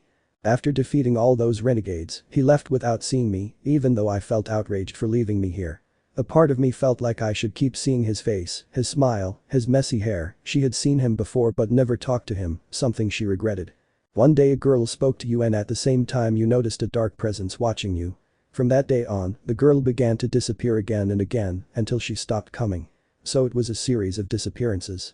Classes continued at the end of the year. Before finishing the academy for this year, she declared her love to you. At first you doubted due to several factors. Number 1, she was supposedly dating Issei Haidu, and second, you have not spoken or interacted with each other, but a big part of you said yes. You ended up accepting and both of you formed a relationship. She was happy as were you, both of you started going out on dates or staying at each other's houses, getting to know each other quite well.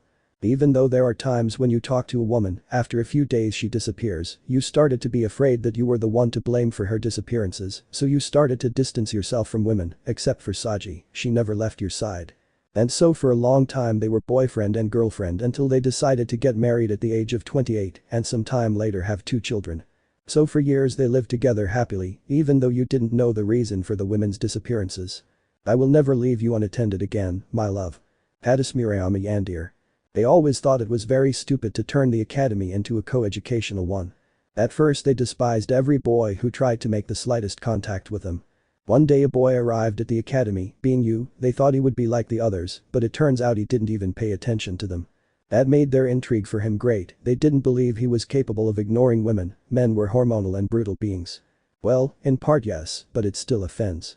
They caused indecent accidents to see how she would react, but all they received was a look to the side and forward that hurt their pride and egos, because the academy after Rias Gremory, Akeno Himejima, Kaneko Taojo and Yudo Kiba, they were known for being quite pretty in the eyes of both girls and boys, and that was a low blow. It turns out that you did react, but not wanting to look like a pervert or an idiot, you used to put up with a straight face and escape the scene. For a good part of 3 months they tried to make you fall into a trap, well you miraculously escaped, well you only always tried not to blush or look too much. After more than half a year, well one day you were spending time with Issei Haidu, the perverted beast, the only boy in the academy with a harem. Cadis would crash into you pushing you on Murayama, and he took advantage and played the victim, making everyone talk badly about you, and then he said that it's normal for someone wild like him to attack 2 cute girls like them. While Issei was trying to fix everything yourself there while you calmed Issei down, you said that they weren't pretty, and when you were going to continue Issei took you away from the place, which was a blow to the ego of both girls who were right there without being able to process everything. You were going to say that they were beautiful, but Issei didn't allow you. From that moment on you see that both have their eyes fixed on you, and so it was, they only watched you and followed you without you realizing it. Both women felt their egos, their thoughts, their lives turn upside down when a man, the opposite sex, told them that they weren't pretty, that they weren't worth it, that's what they thought. And for days seeing him act like nothing was happening was another blow, until they noticed that the boy was hanging out with Sekiryuutei. How could he tell him that they weren't pretty and then hang out with that weirdo, who was almost like another member of the perverted trio? So her goal changed, now it wasn't to make him look bad, but to make him fall in love with her beauty. For a while they did that, they dressed well, they looked for a different hairstyle, different ways of dressing, they tried 1,000 ways, but he kept seeing Ika. That made them angry directly, it was no longer a blow to their pride, and they couldn't allow that, they tried 1,000 ways to push them away, changing their outing times, avoiding seeing each other during recess, lying, etc., even forcing you to do other things. One day they discovered that Ika was going to confess her feelings to them, and they didn't know how to react in a good way, and they kidnapped Ika in the academy forest, where at first they tried to force her not to confess, but when they weren't successful they couldn't control their anger, and with their wooden katanas, they painfully killed Ika. That same day they thought about just following him and seeing if he was okay, they saw that you were waiting on a bridge, and they heard that you were waiting for Ika, which angered them, and without warning they kidnapped you when no one was there. At first you tried to escape and fight or just stay strong, but as the weeks and tortures passed, the love sessions and the psychological torture ended up taking its toll on you, and when you were released you looked like a trained dog, each of his orders. And so it was for years, you were part of a doubly unique love. Let me know in the comments below if you guys want the next part. Also check out my other video that has been shown and left. Thank you for watching, if you enjoyed this video please like and share this video. And have a fantastic day, bye.